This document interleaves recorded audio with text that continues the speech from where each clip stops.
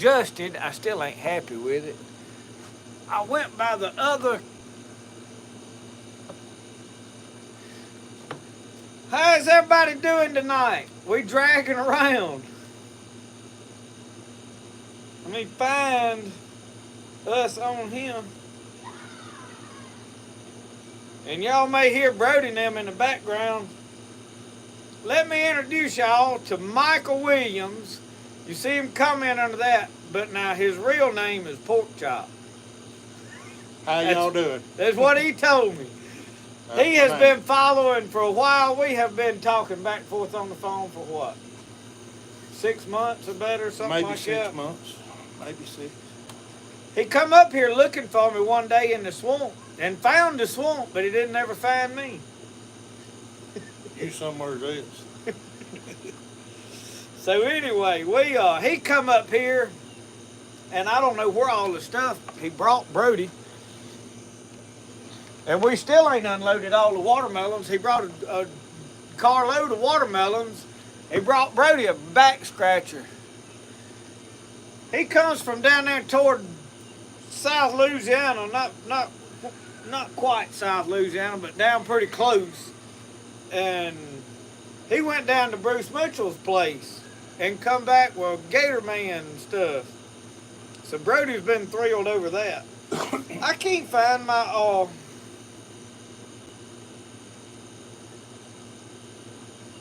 it ain't saying we live on Facebook. I mean on YouTube.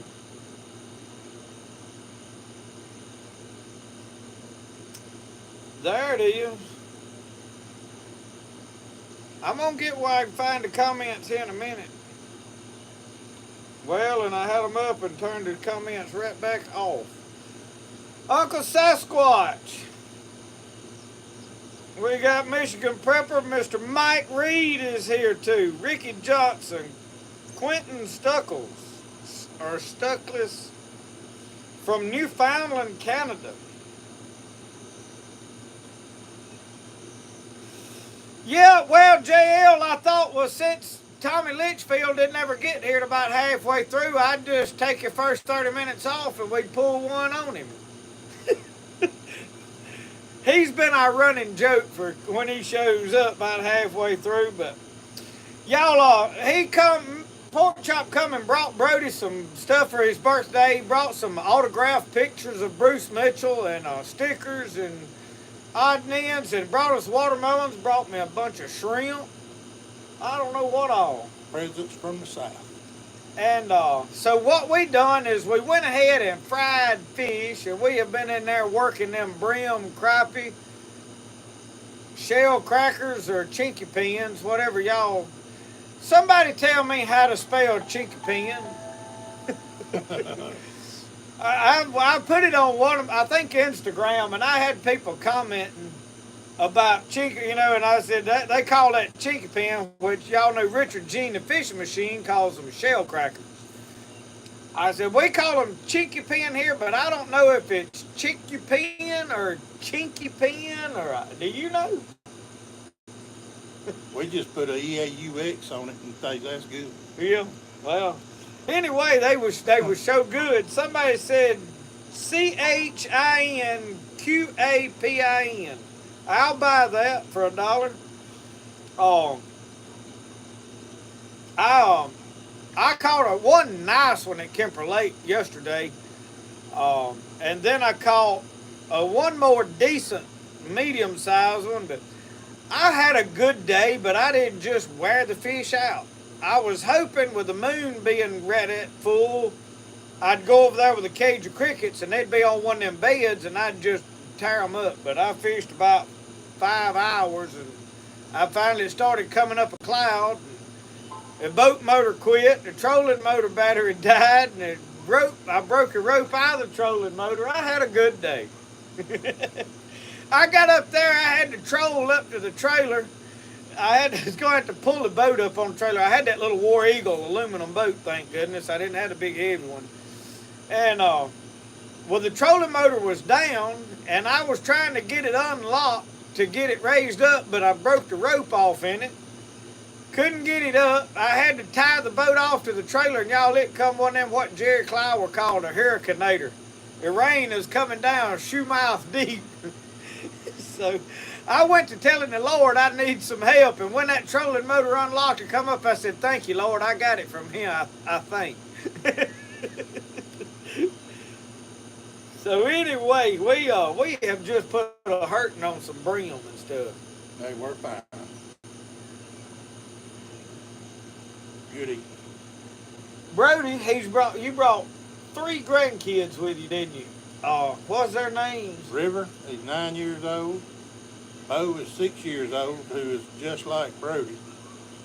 And Lana is 4 years old, who is... And they are out here in the edge of the corn and somewhere down there having them. I don't know if they're climbing up in the... I can't see them, but I hear them hollering. So. They're tearing something up. Yeah.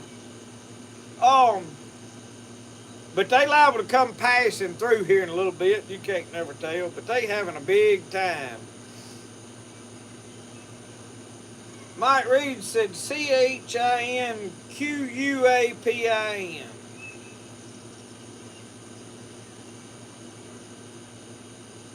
Well, we was discussing it, and I was like, I really don't know. I've just always heard chinky pin, and I didn't know if it was CHINKYPIN or what. But I'm like everybody else. They caught the same, don't matter what. It's like grinnell. I catch a grinnell, and somebody calls it a cypress trout, some a cypress bass, and mudfish, dogfish, shoe pet. Not rock bass, but scaly cat. It's best to call a chinky pin a shell cracker. We can spell that. Yeah. Or go back to the scientific name, the red-eared sunfish. There we go.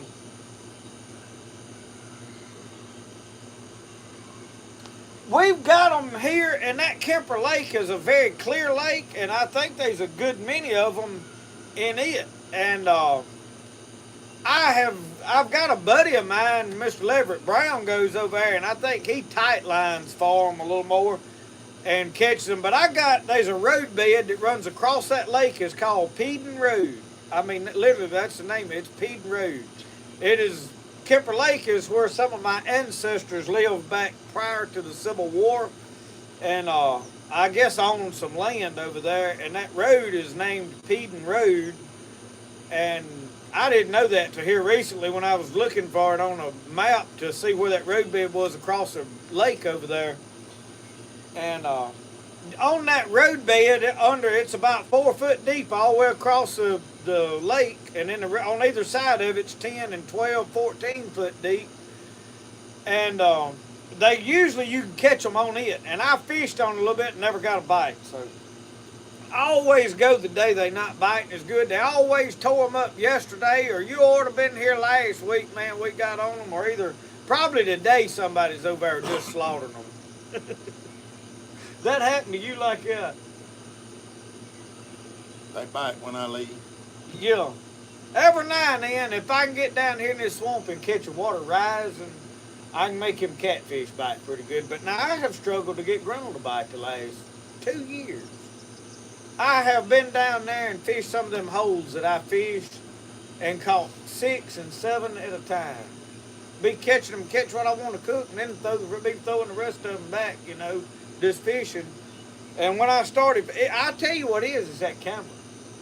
Because I got up there and turned the camera off and caught 4 fish with the camera off yesterday filming, and turned the camera on and didn't catch another.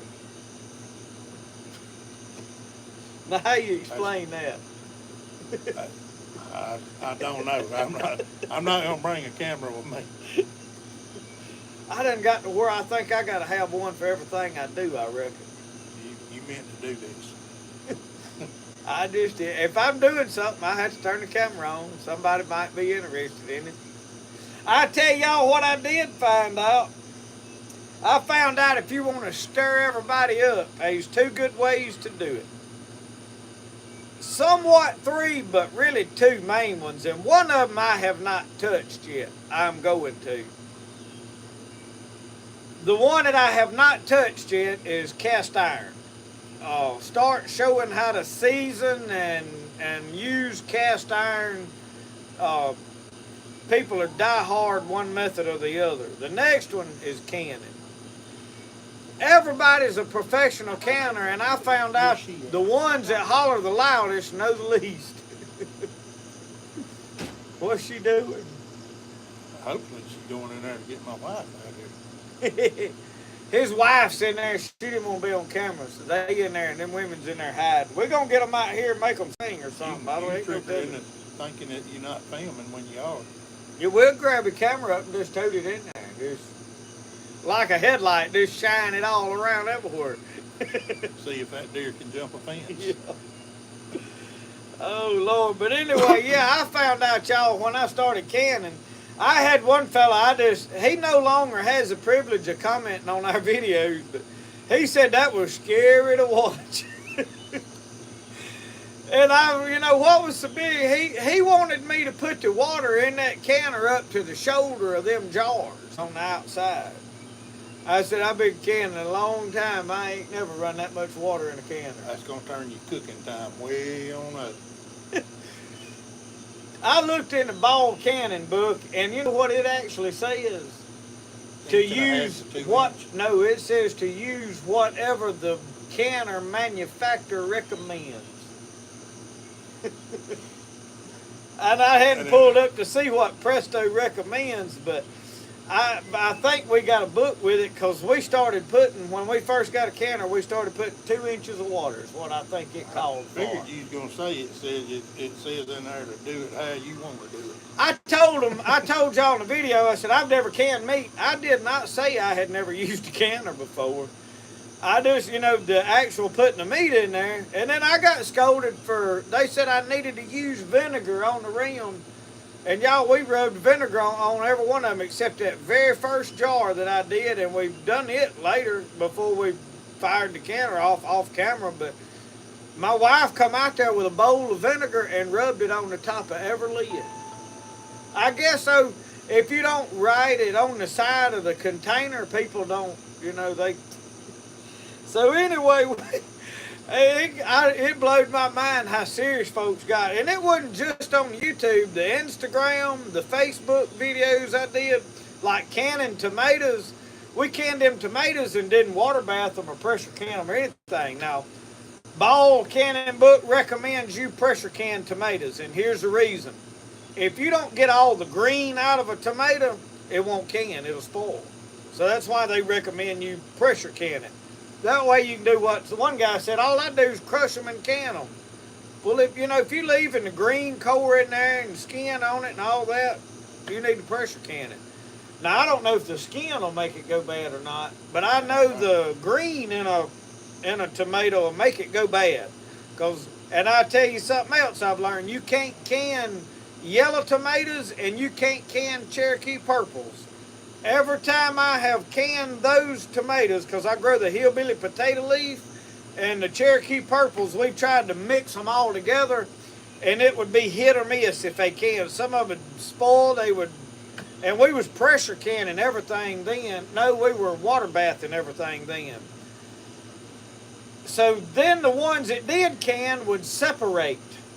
And I was like, well, why they do it? I don't like that. And I've talked to several people, and they said, if you water bath it, they're going to separate. I said, all you got to do is shake it up, and it's fine. But you hot pack it, basically. You pour the hot liquid in a hot jar, and then as it cools, it vacuums, seals itself. So, Jimmy Sullivan, are you still in Florida? He's done got lost down there. He's been down there a week. They probably ain't a fish left in Florida. What is it? Come here. We are live. We are live on YouTube. Come talk to me. Sit right there. Tell them, how are you? Good. How are you? Anything works. Anything works.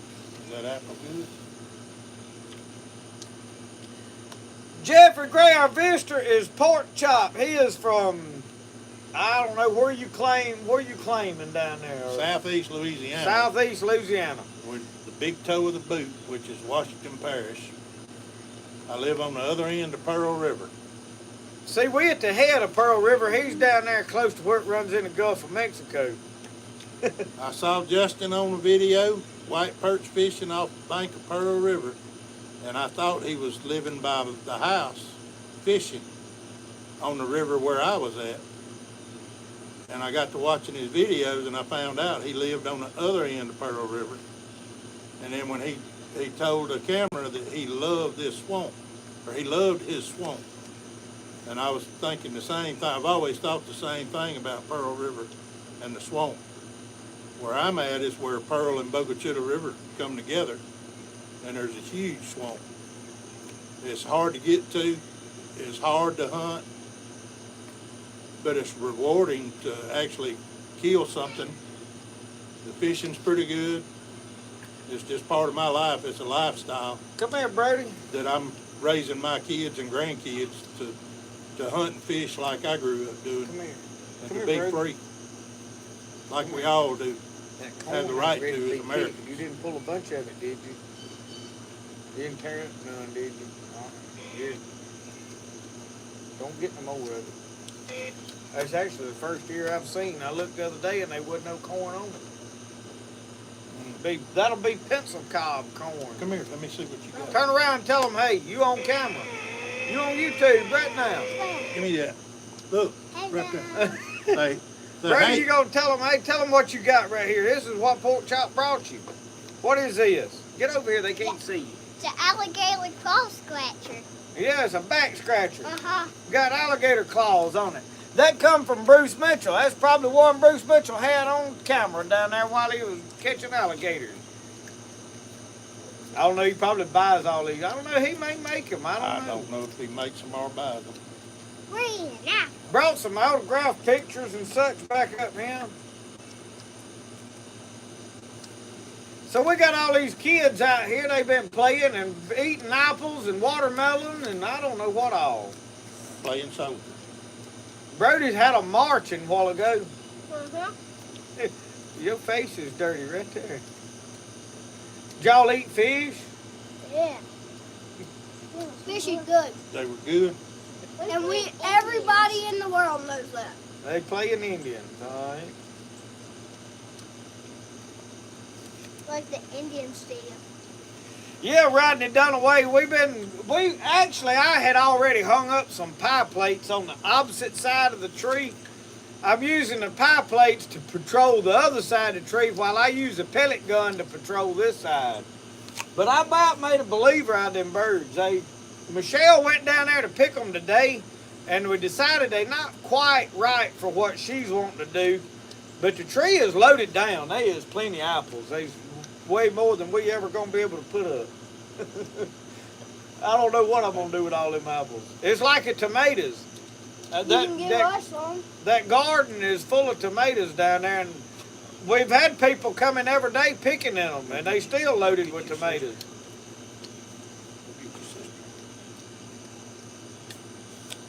Barefooted as ducks. They got muddy legs. Y'all would be proud of these boys. They are being boys. It's what they're supposed to do. Yeah. Good evening from upstate New York. Thank you for joining in, Eric. Good to see you. Hey, Ricky Johnson of Birds is trying to get my figs. I had 2 figs in a video y'all seen way back like a week or 2 ago. Big old figs. And I said, well, they're not quite ripe. I'm going to get them tomorrow. And I went tomorrow and both of them was each slam up. Wasn't nothing but the stem hanging. What is that? So yesterday or day before, I come by on the lawnmower. Look at the camera. You on YouTube. Her name's Pineapple. Wave to the camera. Say, hey, Mama. Hey, Daddy. Her name is Layla. Lana. Lana Blackwell. Get up there and smile. Blow them a kiss. Blow them a kiss. We've had them out here playing and into no telling what.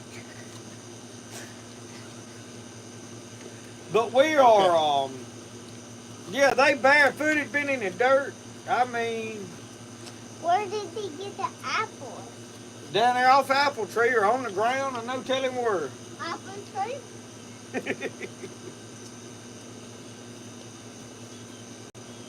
That's not why yours. You go get apples. Larry Alexander said Lena is his mom's name. Not very common.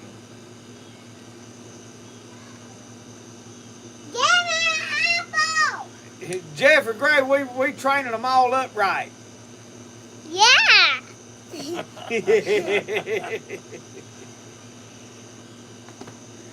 It's good to see kids getting out and enjoying life. Now, if you go anywhere and you see kids, they all sitting there like this. So here it's the adults that we all sitting here like this. We got the kids.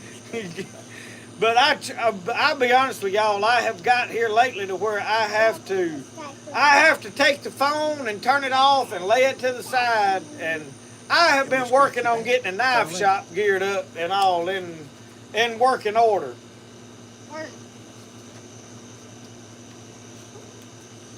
Brody brought her an apple. What'd you tell him? Tell him thank you so much.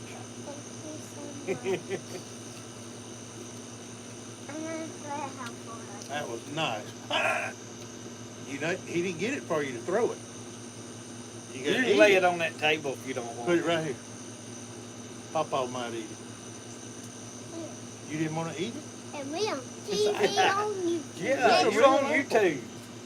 You'll be a celebrity now. You need to go. You're going to be famous. You go tell Sugar to call your mama and tell her to come look at you. No. She don't want them. I don't pick no more. Ow. They've had a big time, which they ain't been here no long time. They didn't get here till late. They kind of had an adventure coming up here. How many of y'all out there, how many out there have got AT&T phone service? Y'all had any trouble today? Let's go play Indians again. Alright. Yeah, Mike Culpepper, that going barefooted is definitely, they claim that it is good for grounding, good for inflammation. I watched a video one time about being barefooted was good for just general inflammation throughout the body, especially in the back. And there was this guy that he run wires to his bed and put foil strips or something across his mattress and run them out the window and hammered the rods in the ground like a lightning rod in the ground and slept on it. And he said it cured all kind of. But they say just going barefooted ground to the ground will help with the inflammation. So my elbow's getting better, but nah, we blaming it on the pokeberries. I ate about 4 pokeberries a day, 4 or 5. He just hit his brother with that apple. That corn stalk right there ain't a good sign either. They'll work it out. Oh, Lord. They be down there having war. They got corn stalks they fighting with, and I don't know what all. Consumer Cellular, Mike said he had. Larry Alexander said major problem with computer systems worldwide. Last night ended today. Hospital, banks, and some others affected. Well, on their way up here, I had texted them my physical address. Well, once they got up here, they couldn't find me because their phones blanked out. Yours still ain't working right, is it? Mine's dead. It's been on all day and been used. You ain't got no way to charge it? Yeah, I do. But the Google Maps, it brought me to the address that I had in it. And once it told me I'd arrived at my location, my destination, then it shut down completely. And I was trying to call you because I wasn't at the house, about 5 miles from here. So then it wouldn't let me dial, and I couldn't get on Google Maps anymore. But I was trying to notify you that I didn't get the address, and I was thinking you hadn't sent it. We ended up having to go back into town, found an AT&T store after asking multiple people how to find the store.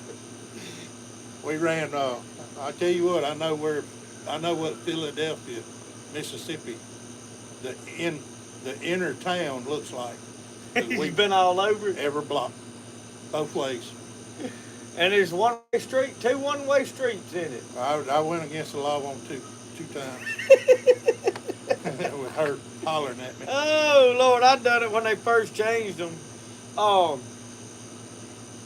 It ain't fun to ride Well, around. I didn't see. I've got C Spire, and which if mine would have went out today, I don't reckon I would have probably knowed it. When I try to when I get started making knives, I'll turn music on or a book. I actually finished up a book I was listening to, one of the Wilderness series. I'm going back through them again. That's by David Thompson. And they was up in the mountains fighting in a valley off some tribe that they didn't know existed. And anyway, I laid the phone down over there and I was working on knives. I made a sheath and a knife and done some pottery. Anyway, we are transitioning from Southern Mud Pottery to full-time knife work. We are going through it. It looks like doors are closing in life and other doors are opening. It looks like I'm fixing to actually take the knife work and just go full-time with it. So if you've been wanting a knife and hadn't got on a list to get one, we may be able to make that happen in the future. Right now, I've got about 14 knives to make. So even if you contact me today and say I want one, it's going to be a little while before you get one. But hopefully not too awful long. We added, if you've seen the reel or the short, and I did reels on Instagram and Facebook both, we got a new upright belt grinder, added a drill press, added a bandsaw, a couple of little vices to clamp knives in, and I've got another smaller belt grinder I've got to go back and get, and then an upright buffer. So we expanding the knife shop, may have to add on to part of the building to make room for it. I don't know.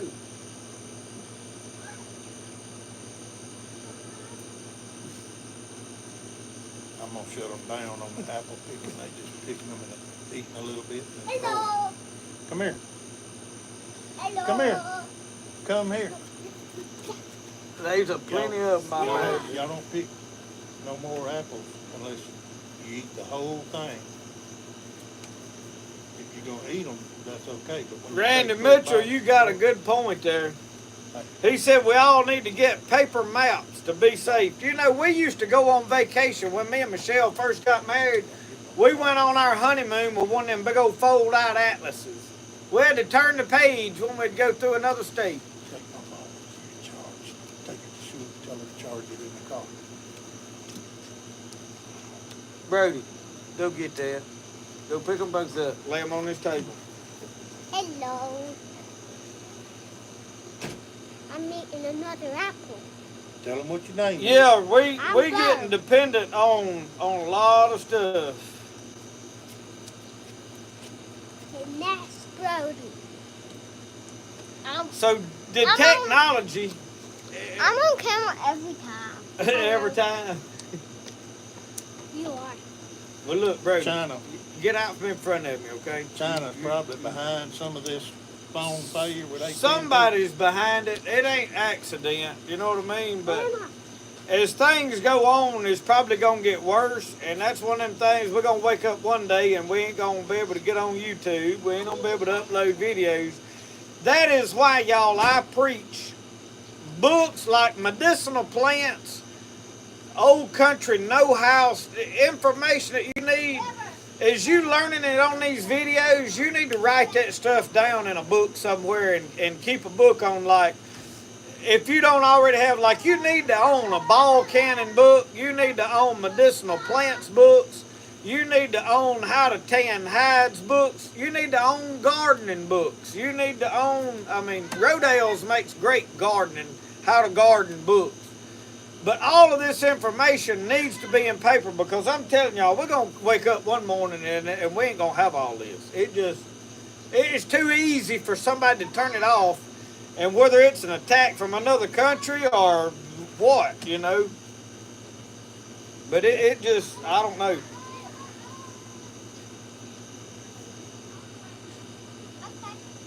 Larry Alexander, I have thought about that very thing. He said I'm going to need some heat in that side shed before too long.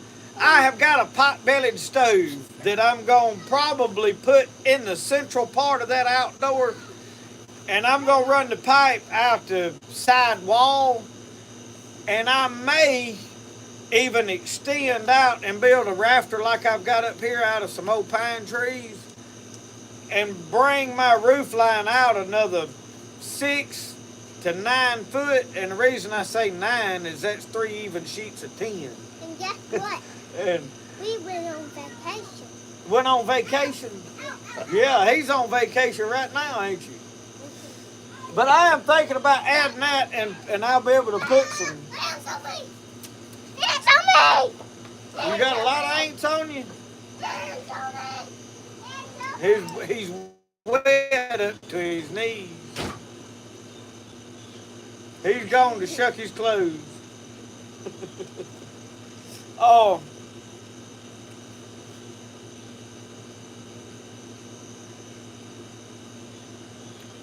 And Sugar's gonna come in a minute. You know, talking about paper maps, I think I still have a old road atlas that we used to have. If I ain't mistaken, it's somewhere down there in my shed. I don't know if I can put my hands on it. I'll tell y'all what I did today. I spent an hour looking for some of them little 1/8 brads to brad leather together. I stitch everything now, but I was going to brad on this little knife that I found in this box of stuff that I got from where I got the knife making stuff at.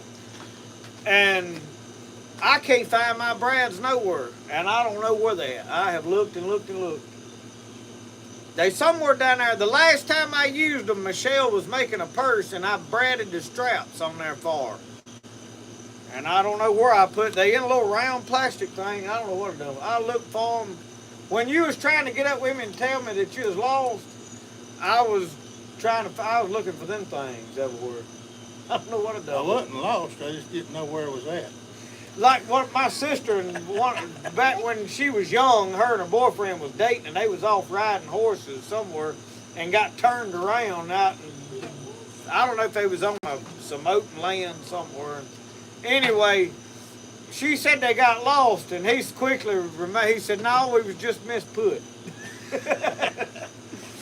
What did he say on Mountain Inn? He said, "Ever been lost before?" He said, "I've never been lost. I've been fearsome confused for a month or two."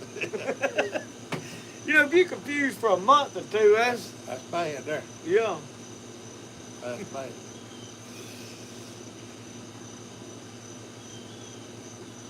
Well, Keith, I trust the computer maps, but now, actually, you can't put all your eggs in one basket, because I'll tell you one thing, if you get off in some areas like up in the mountains where you don't have a lot of good service, they ain't worth a flip when you ain't got no signal. I mean, even if everything else is working right, so having a backup is a good idea. And before the modern technology came out that we have now, I wouldn't have never left the house without knowing right where to come on a paper map. Well, you know, we went through a stage where we printed out the directions on a printer, and you just went turn here, turn there. I remember trying to go places there. That was the worst. That was the most confusing, because if you missed one turn, you would lose all the rest of the directions and take you no tool. So, at least now with the blue line you follow on Google Maps, you know, you can see right where you are. Usually if I get off the blue line, I see I can get this road and it'll take me back up, you know, I don't worry about it. But when the whole thing don't work, or the phone dies, or this, that, you stuck somewhere. And used to, we read the road signs. People just don't work no more. You know, I remember when I first started working, I went to work up here at the landscaping place, Wofford Nursery and Landscaping. And I went to work in the nursery part of it, which they sold all the plants, all kind of fountains, everything landscaping. Well, people would call and buy stuff, and we would deliver it. And that's how I learned to drive a stick shift. All we ever owned here was automatic vehicles, and we had stick shift up there at that nursery, and I didn't know how to drive them.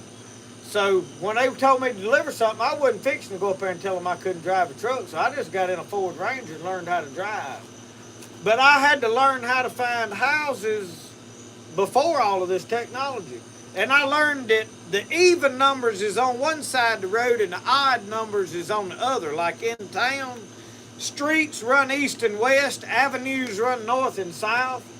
I learned all of that just by, and we had a house number and a road, and that was all we had. And we'd go find it, deliver their stuff. Now you give somebody a house number and they won't never find it. There's car bandits all over the world that they'll jump in to hijack a car, and there's all kind of videos out where they jump in one, it's a stick shift, and they can't drive it. They have to jump out and go find somebody else. So if you want to keep your vehicle safe, you get you a manual transmission, and you ain't got to worry about nobody stealing it. And take the diagram off of your shifter ball. Well, they would never find a clutch pedal. They don't know what it's called.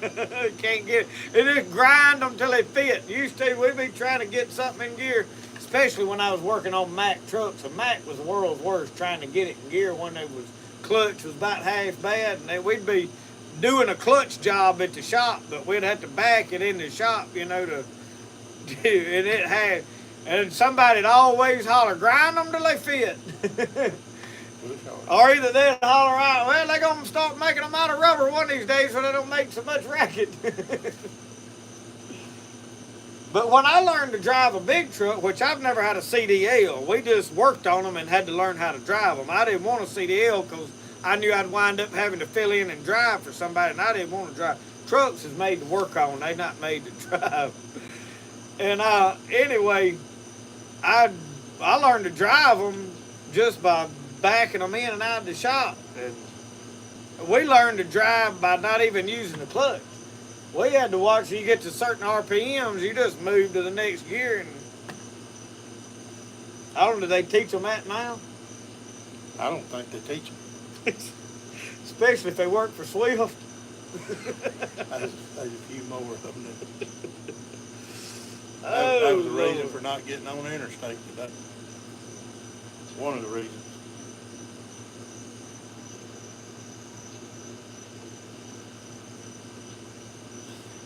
Perfection Bacon said, nobody steal my car. I left the keys, but it's still there. That sounds like a Kershaw pocket knife. Every time, and Kershaw, I guess, makes a decent knife, but I ain't really crazy about a serrated blade. And I had one back when I was doing diesel mechanic work, and it was good for a saw. I couldn't keep it sharp. But I was scraping gaskets and cutting air lines, and there ain't no telling what I was sticking it in, so that's why it didn't stay sharp. Tell that hand to take your car to New Orleans. Yeah. It won't stay there. They are, but anyway, the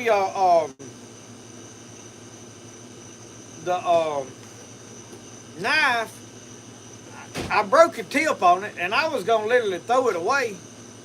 And I threw it in the garbage can, and it still come back to me. A fella come walking up and said, ain't this your knife? And I said, yeah. I stuck it back in my pocket. I don't know what happened. I think I finally give it away or something. But if you got something you don't like, you can't get rid of it. Unless it's braid line. Now, you can get rid of that, but you got to tear it off. I unreal one. When I got home from fishing yesterday, I pulled all that braid off. You're not a braid owner anymore? I got one pole that it's still on, and that's because I don't fish with it. It probably worked good to catch a bird of prey. This kept breaking. I went to throw it one time, and it knotted up out there, and I was trying to untangle a knot. I'd pulled it up to me and was untangling a knot. I looked, my cork took off. I had to pull the fish in like this with a line. Well, then in a little bit, I'd caught a fish, and something went to acting funny. Next thing I know, it just broke off. And he's left with my cork and everything. I watched my cork swim around for a little bit. In fact, I chased it with a trolling motor, tried to grab it, and it kept going under. I just give up. So, there won't be no more braid line for me. Especially that Timu braid. Oh, Lord.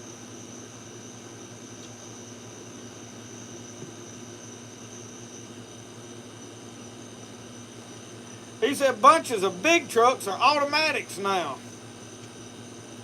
Man. They couldn't find drivers for them. Most likely. That's the only way they could get stuff from point A to point B. I'm going to tell you, all the old timers that's retiring now that knew how to do everything manually and make stuff work, is they die off and gone. I mean, there's plants that the old machinery that they use and they can't nobody operate it. Michelle's daddy had to go to Wisconsin for several months working up there because he used to work at this battery plant, and some company up there in Wisconsin bought all the equipment when the battery plant shut down, and he had to go up there and teach them how to operate it. No telling. I hear chickens hollering, but they over there playing in the windows. Many blinds is going up and down. Okay.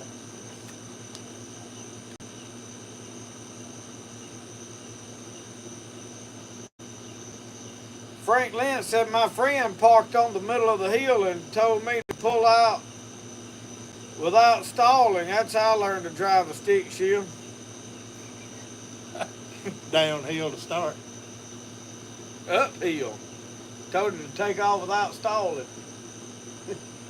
If you rev it up real high and you dump off that clutch, it'll take off. Or pop a drive shaft. You might get a ticket for improper start, they technically call it, but we called it squealing a tire.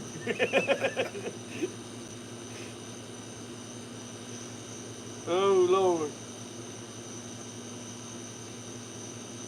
Larry Alexander got in them catfish. They sent me some pictures. He caught some nice catfish up there in South Carolina the other day.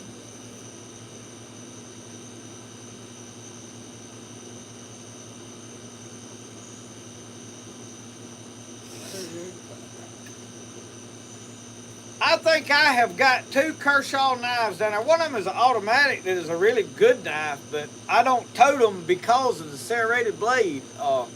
And I don't know how one of them was give to me, and one of them I bought for whatever reason.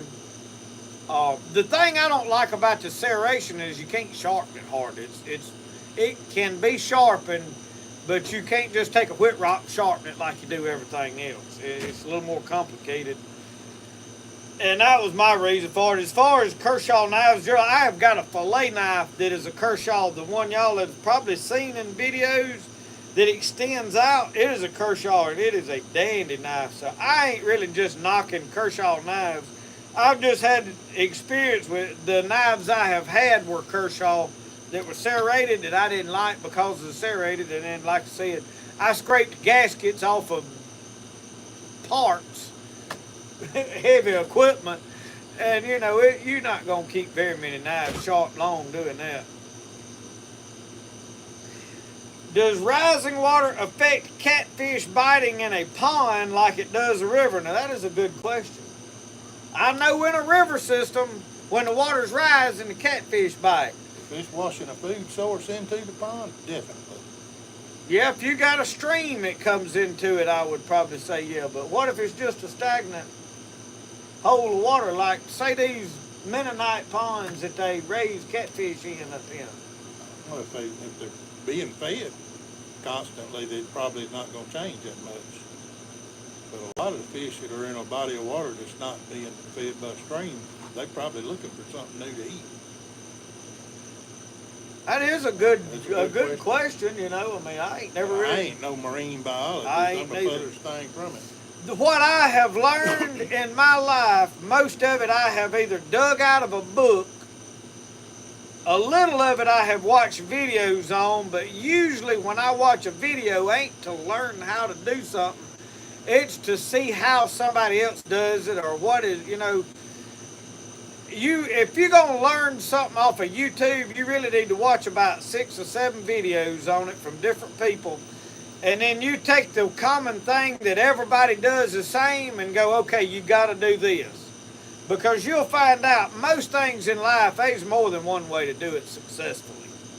So, you know, you take canning tomatoes, there's 3 or 4 different ways to can them and it works. And you have to figure out what you like, what works for you, what you've had success with. You know, a lot of it has to do with your temperature and where you at. A lot of people, they don't realize it, but your altitude. Altitude. I didn't really think about that, but everybody I have tried to learn from around here has been at my altitude, so that never was even a factor we considered. I mean, our elevation changes by what, 400 or 500 foot, and that's about it. That's about it. Now, when y'all get up in South Carolina and Virginia and East Tennessee, it's a whole different game then. Our mountains down there where I live, they're about 4 to 6 foot. Although we got one down here, They're not that snow y'all peaks. seen me film this mound down here in the swamp. We call that a mountain. It's probably about 60 foot tall.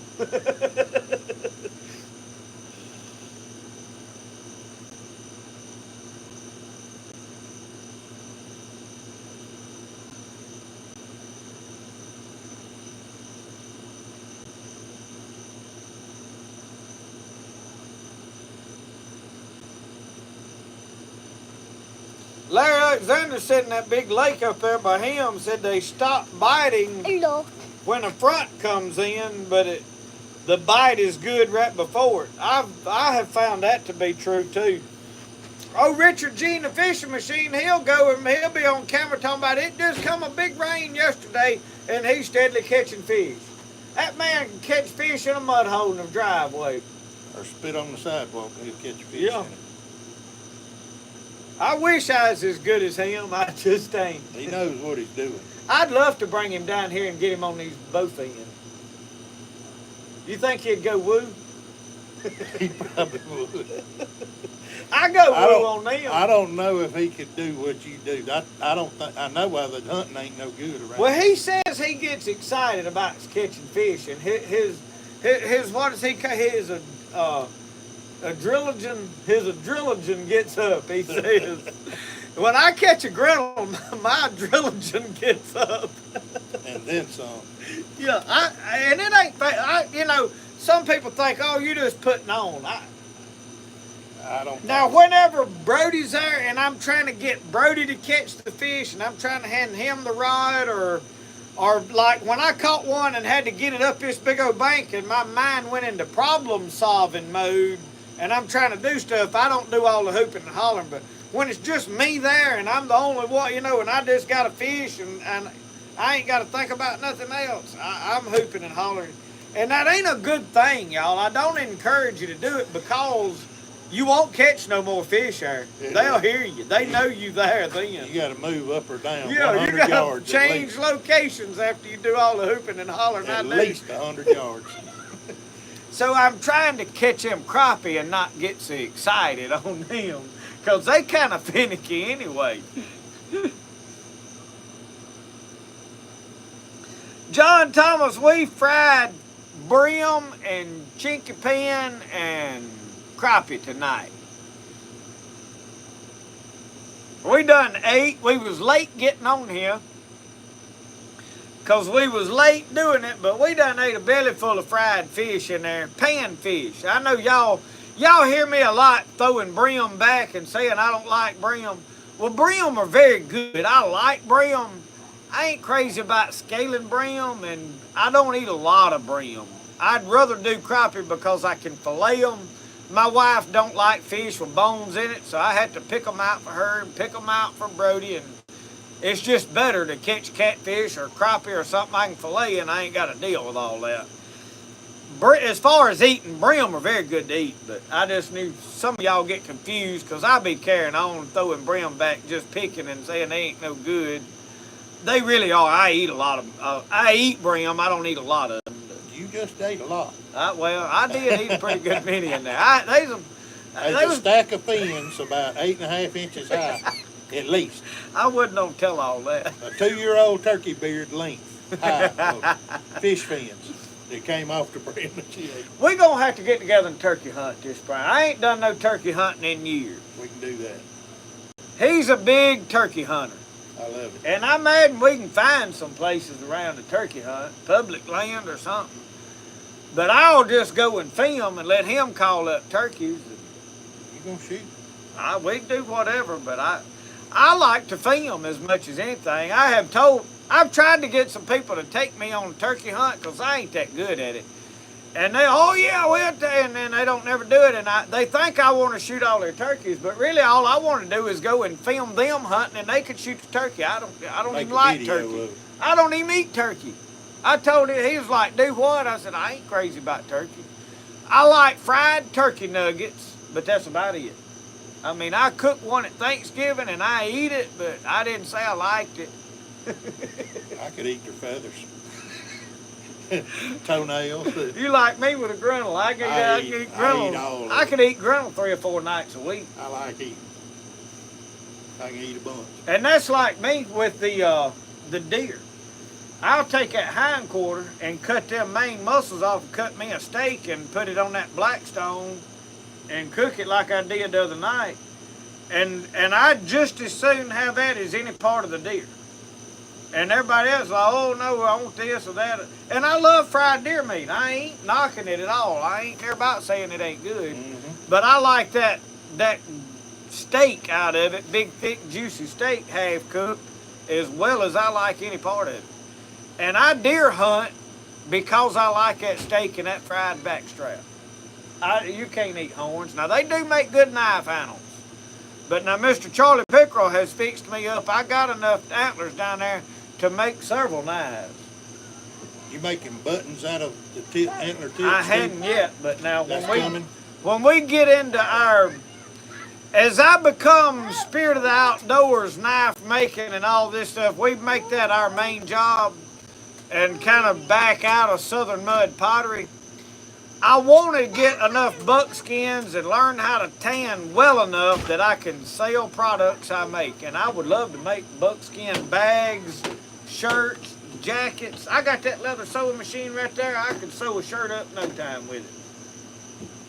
We're going to have some new buckskin possible bags for the smoke bowl. We're going to do that. I want to make me one. And I've got some hides I'm working on down there that I put them back in the freezer. I hadn't got them out finished. I ruined a hide here the other day. I absolutely boiled it hard and just destroyed it. Trying to do too many things at one time.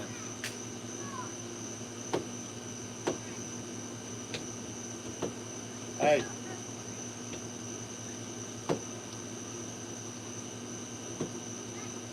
Jimmy Sullivan gonna get on here and say, "Well, talk to you later, buddy. They want to go get ice cream." Now he done that out of spite. Ice cream. And I showed you, we just emptied our bucket last night. Look at that pretty face. Don't touch it. You'll shake all them folks up, make them seasick.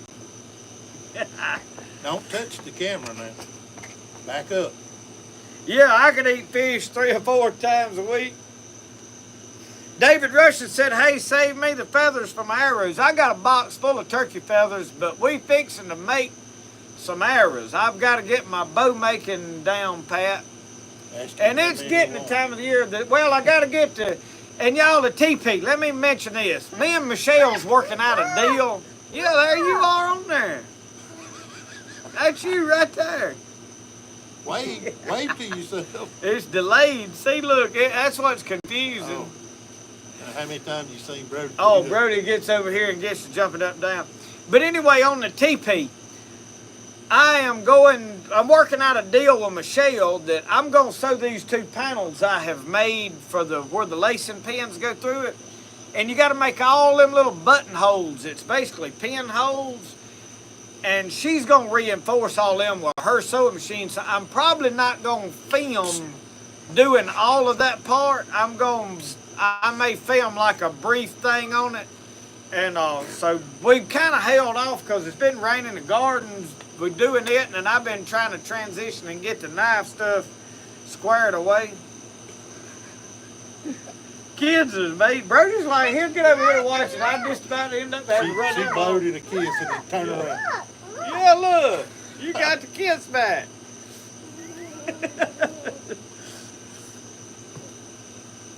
But anyway, yeah, David Russian, I use the turkey feathers, and I have, in fact, put turkey feathers and glued them with super glue onto my carbon arrows, and I've got some that are shooting really good. I have got my bow out, and I have been shooting it this week, but I have got a target coming. One of the companies that I have done some product reviews for on their shoes, I think Cow boots, is going to send me, they got other products, and they're going to send me a bow target, and we're going to check it out, see what it's like, what it's good for.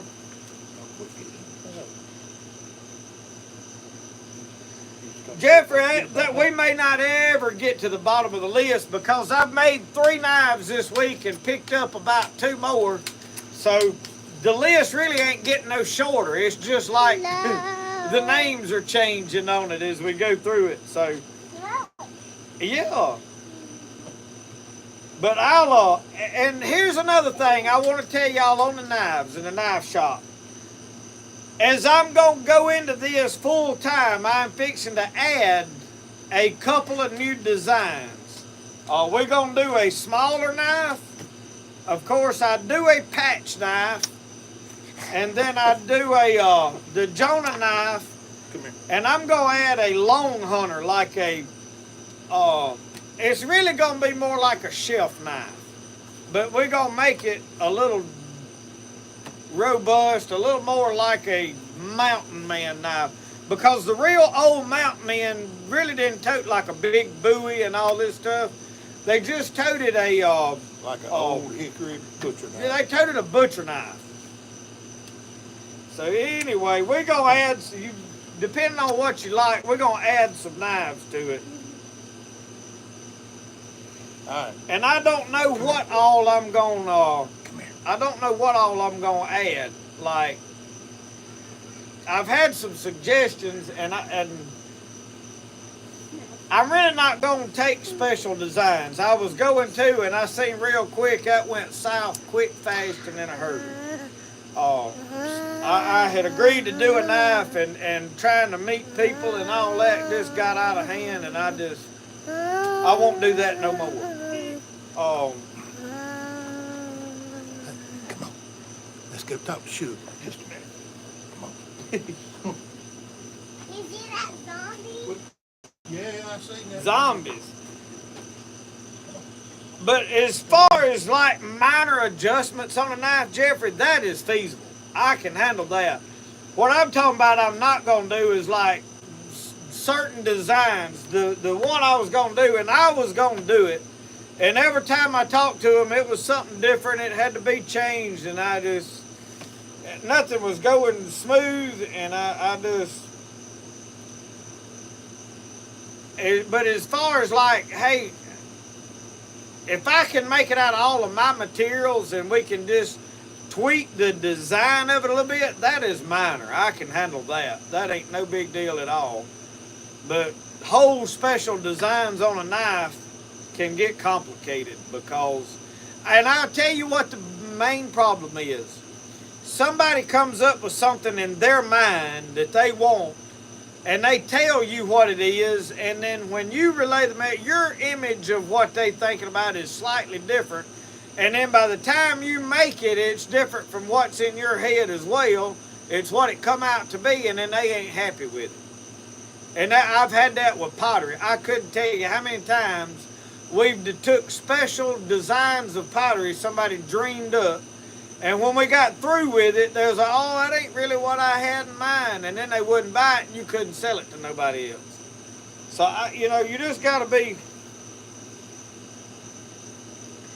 Eric, you use my email address as justinpeden@gmail.com. That's justinpeden@gmail.com.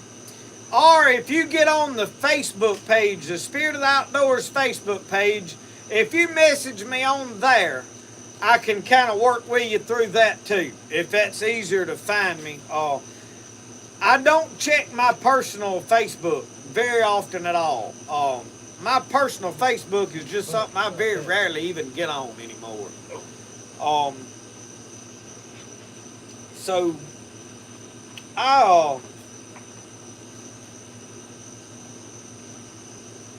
but that email address, you can find me at it. And I've done some, I don't know which videos it's in. I have posted my email address in some older videos.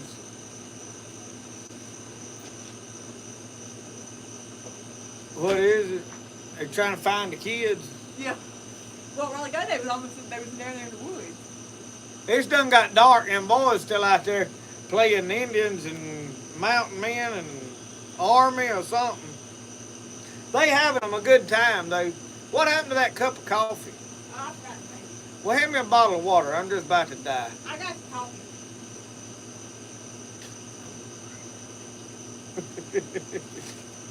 I'll go make some coffee. Don't worry about it. Just give me the water. Well, you ain't never. I ain't never gonna make it over here with it. At least it ain't got to be worried about being shook up. She bounced it on the ground and everything else. What they doing? They sitting right there. They eat. I think they're out of it. Out of it. Out of the apples. Oh, I told they them still picking They apples. better not be. That's enough. She ain't gonna have none in the can. They keep it up. Well, they can't reach all of them. They ain't doing no more damage than the birds have been You doing. hadn't seen them climb. They, Oh, on knives too, y'all. I don't know yet about like forged knives. I have not even, because at some point we're gonna have to get into that. And I don't know. I'll be honest with you. I don't know what to charge. I'm gonna have to look at some other knife makers and what they're charging. I don't want to jump in something and try to cut everybody's throat. Number one, there's a lot of work goes into forging a knife. I mean, it's just time consuming. And I'll be honest with you, my quality on forging, as far as the functionality, is perfect. But now, as far as how it looks and perfect fit and tight cracks, I really don't even attempt to do that. I may get a little better than what I have done in the past, because I can, and I got better tools now, but I don't really like polished blades, perfectly fit bolsters, and slick, smooth handles. It's just not my thing. I like for my stuff to look like some old guy in a backyard shed in a mountain up there cabin needed a knife and beat it out of what he could find. That's what appeals to me. One of the things I enjoy doing in leather work, and like them rawhide sheaths and stuff, are basically rawhide wrapped sheaths. I'm going to do a good bit more of that, and probably going to do some buckskin sheaths. Y'all in war. Zombies. Ow. ain't Yeah, yeah. both of y'all? Muchos automigas. Zombies!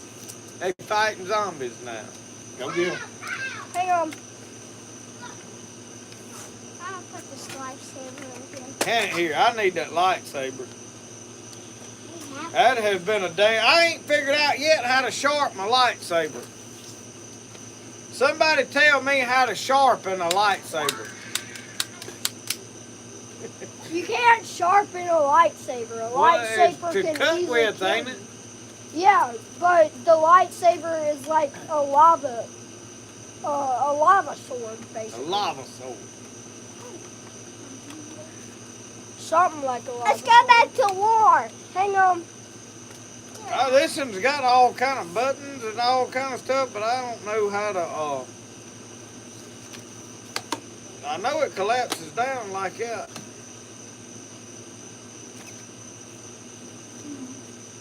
We've been fighting with it though, ain't we? Is that the main most weapon?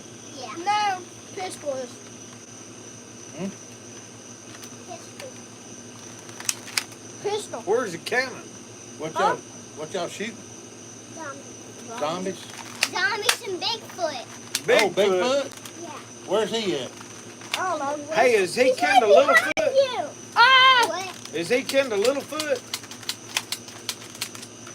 I know what his name. Littlefoot's Bigfoot's little brother.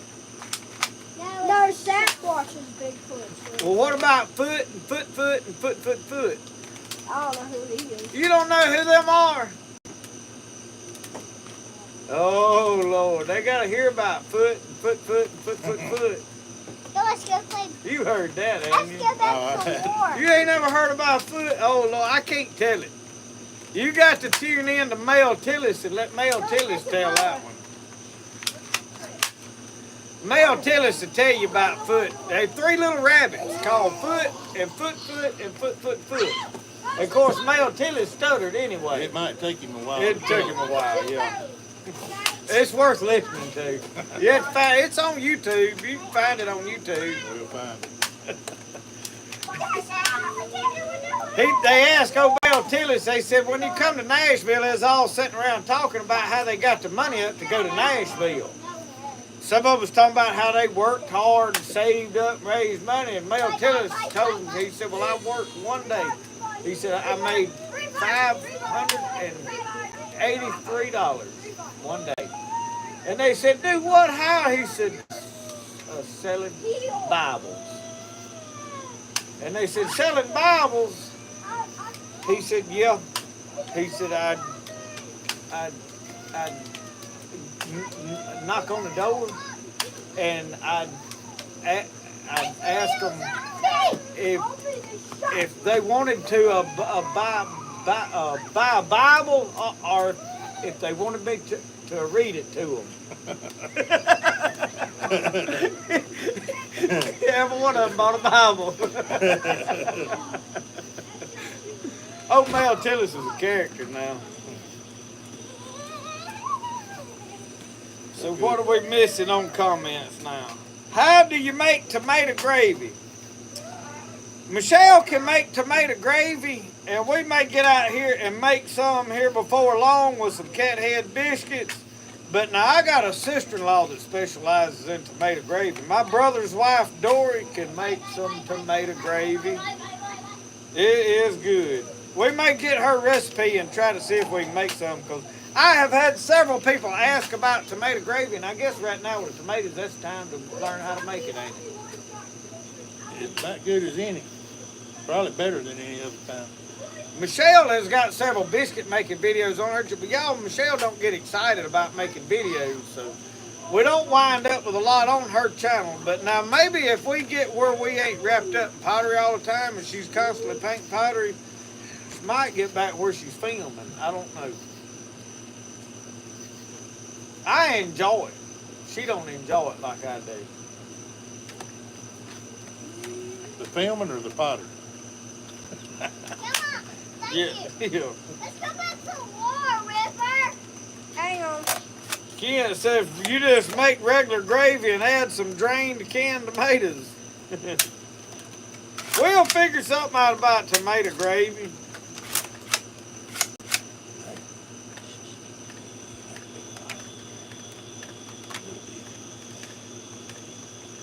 Matt asked, have you ever tried making green tomato jelly? You know, I ain't. I tell you this, my buddy Mike Guerin up in Oklahoma sent me some of them little pickled tomatoes, and they was fine. He sent me a jar of, it had some peppers in it, but it was like tomatoes or whatever or something like that, but it was pickled tomatoes, and they were, I couldn't believe how good they was. But now I don't eat no lot of pickled anything. I like pickled stuff. I just don't eat a lot of it. One thing, it sits in the refrigerator. We'll wind up with 25 jars of pickled condiments in the, and taking up all kind of room in the refrigerator. Can't put what you want in there. Yeah. You'll be like, what's that bowl way back there? What's in it? Now, I don't know. You pull it out and look at it and go, what is this? And you look at it and go, I don't know. And the next time you see it's a bowl of hair. Yeah, it's growing hair. I couldn't tell you how many times I pulled something out growing hair. Bowl be green, have white around the edges, you know. That's the cure for baldness. Just stick your head in the refrigerator and leave it there. You pull it out. Leave your head in there for about a month. You pull your head out and it'll be covered wire.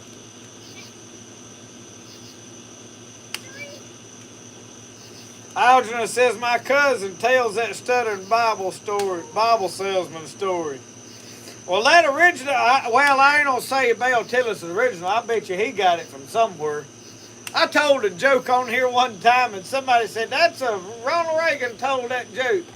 I said, yeah, and I bet he wasn't the first to tell it. He got it from somewhere. Oh Lord, y'all! There's very little that I have just made up, unless I made it up right off the cuff of my shirt. It's spur of the moment.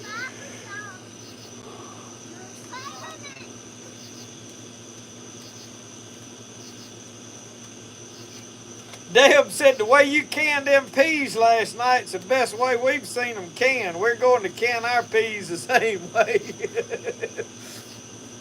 I'm going to tell you, they blooming again and putting out. I may get another canning out of them this year. Oh, I tell you, it's the best peas I've had all year. Somebody commented on that video. That sure is fresh meat for this time of year. That's the only peas that you can have on the carnivore diet. Yeah. Yeah. I thought about that movie, back in the late 90s, I guess it was, or maybe in the early 2000s, they come out with the Punisher movie. I mean, the Punisher had been out, for a long time. It was an old movie. But they made a new movie. It was pretty good. And somewhere in it, this old guy broke out of prison, and the guard had stole his applesauce and ate it in front of him. And they killed the guard. And he said, "What you finna do?" He said, "I'm going to get my applesauce back." I thought about that with my peas. I had to get my peas back.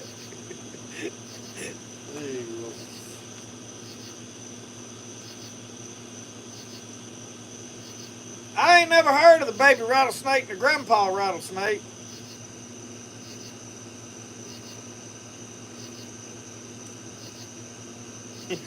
Deb said my husband said the best time to pick peas is in the dark. And I'm going to tell y'all, the best thing to pick them peas with is a 17 HMR. You can pick peas by the bucketfuls with it.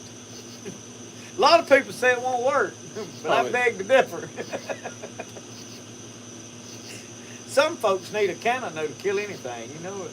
Well, you had a topic of discussion a couple of weeks earlier, or sometime earlier, about the best survival weapon. Yeah. And I don't know if the 17 was mentioned or not during that discussion, but that was, if you could make a... Well, I think we leaned into the 22 long rifle, and I would still probably put up the 22 long rifle because 90% of what you're going to be shooting is squirrels and rabbits and coons such as that. And you can tote a box, you can get a box of 22 bullets cheap, you can tote a pocket full of them cheap, and that would be what would push me into 22 long rifle. As far as the most practical, I don't care what ammo costs, and I don't need but about 5 or 6 rounds to go get whatever I'm going to get. A 17 HMR is a meat-gettingest gun they is. I mean, legally, you can't talk about what all it'll do. But I've killed everything that walks, crawls, or flies with that thing.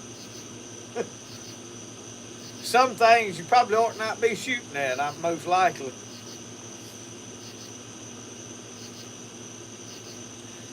Triton, the gentleman with me, that is Pork Chop.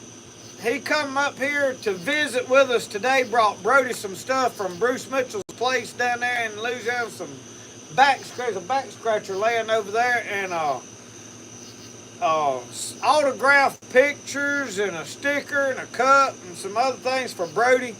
And I brought me some watermelons, some shrimp, and basically wanted to come meet us, I guess.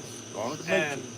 Been watching for a while, and we've talked on the phone for 6 months, and I called him when Brody's birthday was coming up. I called him, I said, "Hey, can you make something happen for me?" I said, "Brody loves the swamp people. Can you go to Bruce Mitchell's?"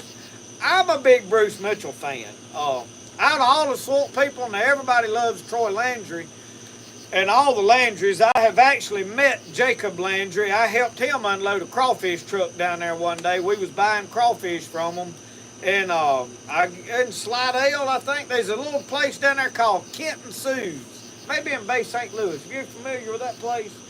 Anyway, that's where we went and bought crawfish, and we had to wait for him to get there that morning, and Jacob Landry drove up. But out of all them, I follow Bruce Mitchell because Bruce Mitchell does all this Blackstone cooking and stuff, and I follow him live on Facebook and comment on his stuff. I love to watch Bruce Mitchell, so I'm a big Bruce Mitchell fan myself. So it was good for him to get all that. So he come up and hung out with us, brought his grandkids, and they up here playing with Brody. They wanted to meet Brody, and we just having a good time this afternoon. They're Bruce Mitchell fans too. Y'all like Bruce Mitchell? Bruce Mitchell, Troy Landry. Who's your favorite? It's between Zach and Bruce Mitchell. Yeah, Zach kept coming Bruce. I don't know Zach. You don't know Zach? Is he an alligator hunter Yeah. in Louisiana? Him and Bruce are good friends. Okay. They catch pythons together. Okay, he's from Florida, isn't he? Yeah. That's what They call it amateur. Brody likes to watch him catch them old big snakes. I ain't big on grabbing one of them big old snakes. I would. I'd be afraid he might grab me. They'll bite you. Oh, Yeah, I watched Troy get bit on the hand grabbing one. yeah. You won't go play in the dark. Don't, hey, Those are don't reels get on back it? in that apple tree. Okay? Let's go back out here. Give me that. Ken Bilber said if he's pork chop, then we're going to have to start calling you applesauce. I told you you needed a nickname. He come up here. He got to have a nickname now. He's trying to get me a nickname. I told him I couldn't give my own self a nickname. That ain't how that works. Somebody knows something about you that can give you... Brody, out from in front of the camera. You blocking the whole camera.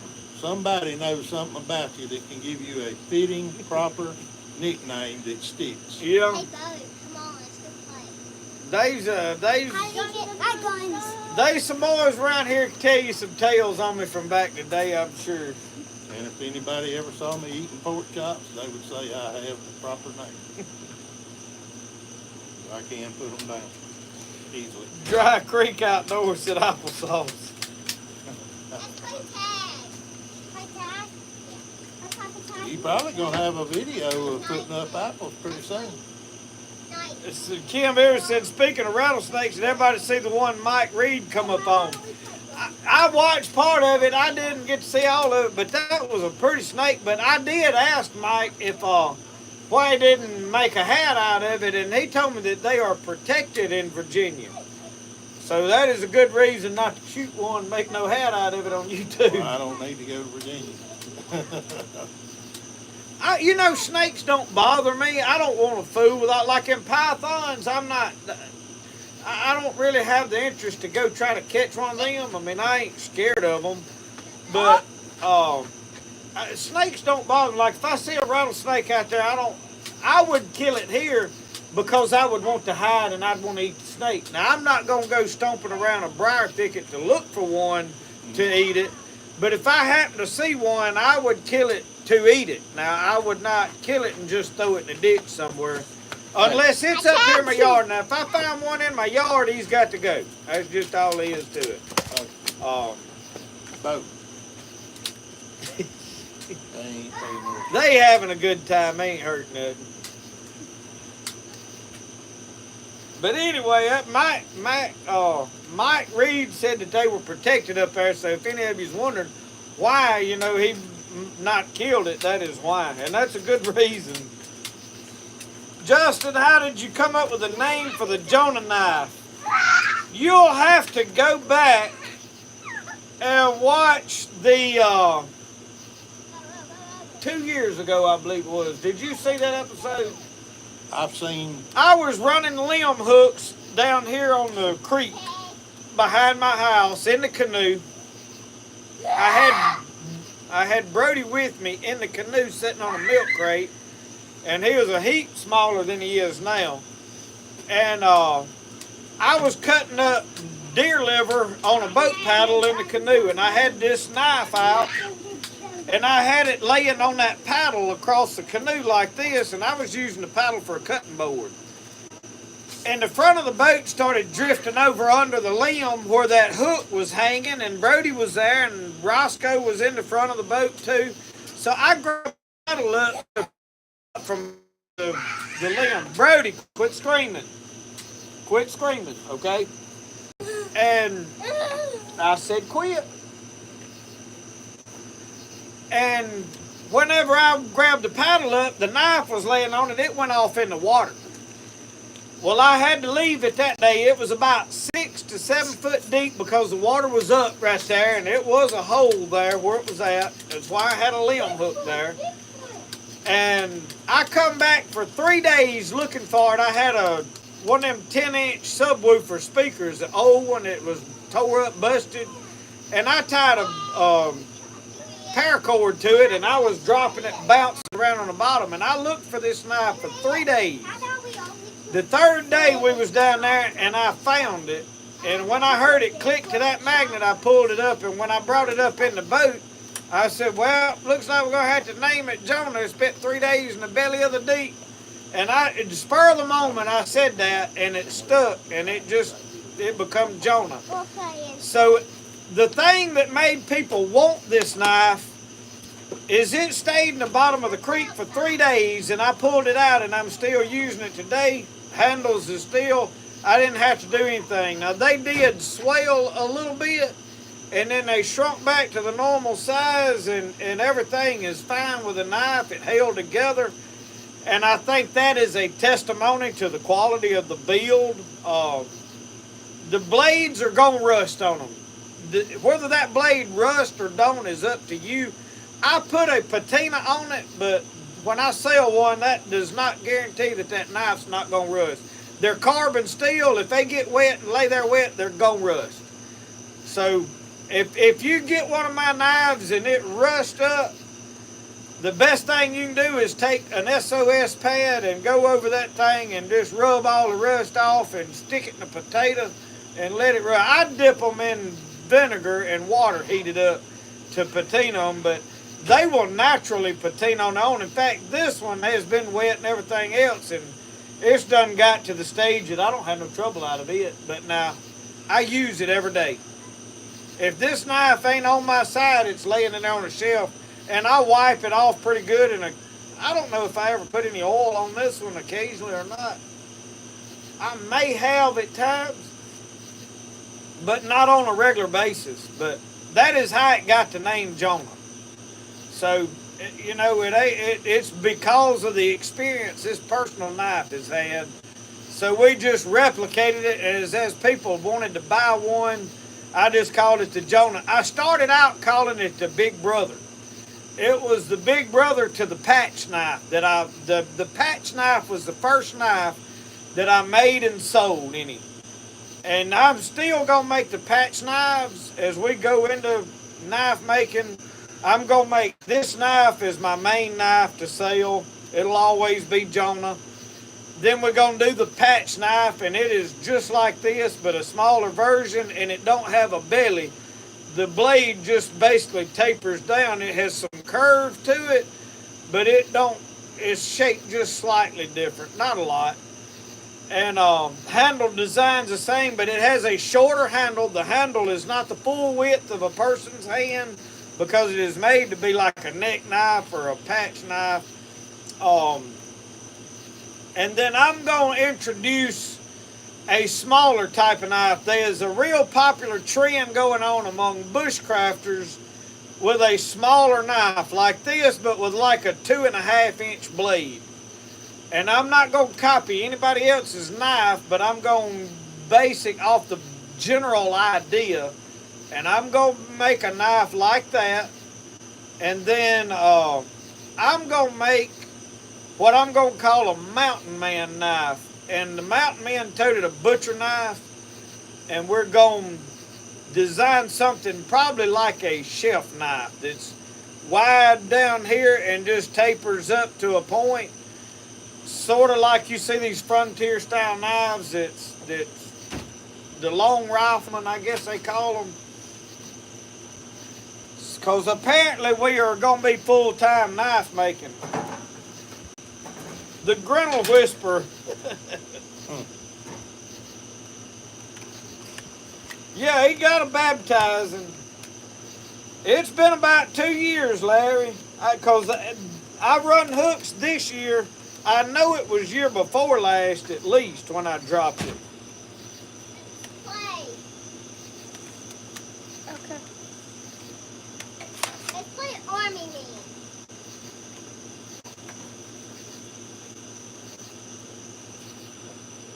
Where's your little, Well, Tommy Litchfield has showed up. where's your little ghost screen? We talked about him right off the bat, Uncle Sasquatch, because I said I was 30 minutes late starting the show tonight because I didn't figure Tommy would be here before then anyway. Tommy's been our running joke every weekend about show. He disappeared for about 2 weeks. His computer crashed on him. Mark Meltzer's been having fits with his computer too. Somebody else said they hadn't seen him in a while either, and he usually sends me a box pretty regular with goodies in it, and sends Roscoe stuff. And he's having. I talked to him the other day. He's having computer troubles as well. So, you know, it's a reality. I know I had to buy a computer when mine started acting up because I'm filming and using it so much.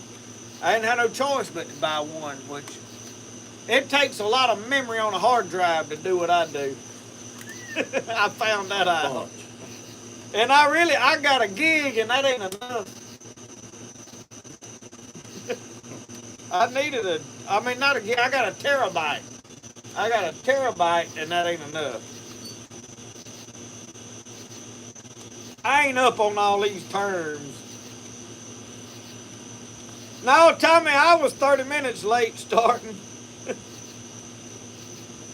But we all him. And Tommy, this is Pork Chop sitting here with me and his grandkids. I ain't good with names, so I hadn't learned all of them's name right off. This is River. River. River, Bo, Lama, Pawpaw Chop, and Shug. Shug. Yeah. Also known as Lori. Lori. I call her Shug. Shug's a good name. That's the one we'll stick with. I can remember that.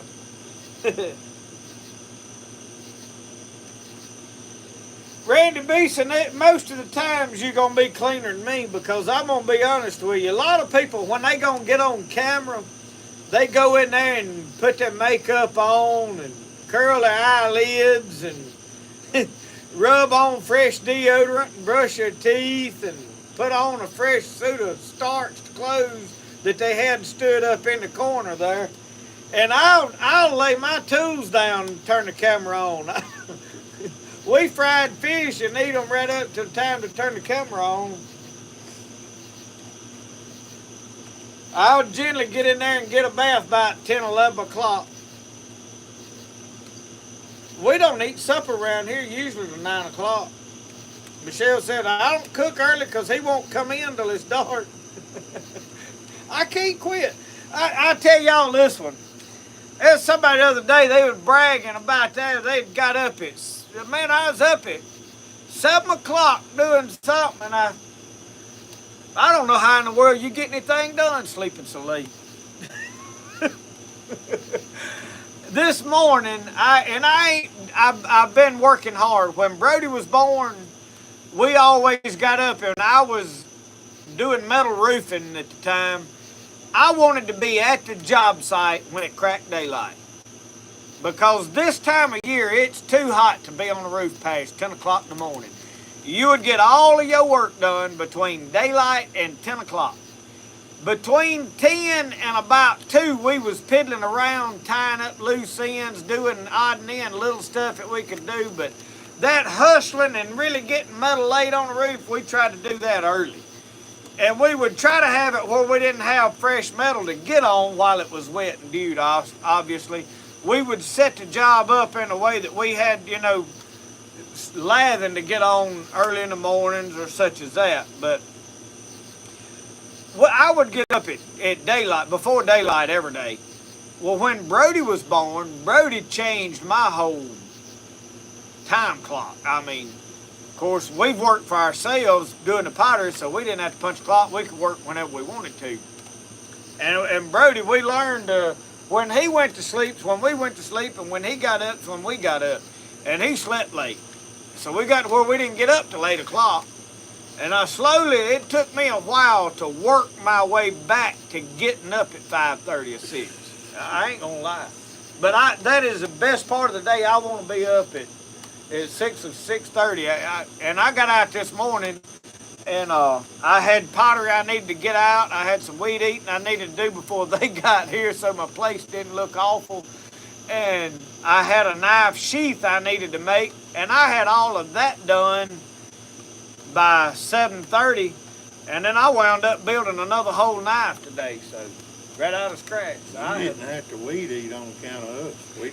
I take pride in my yard. I used to, when I was a drunk for a lot of years, I didn't care about nothing.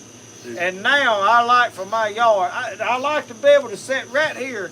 If it's growed up, the grass is tall, I can't relax sitting here in the chair.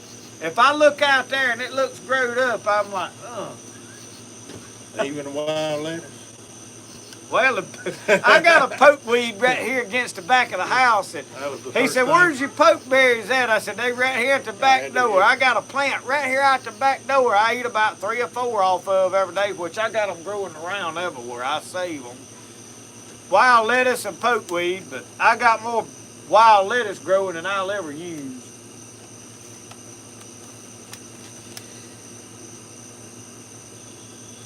Anyway. Stump Stalker. Well, Martin Meltzer, you got your computer working, you are with us.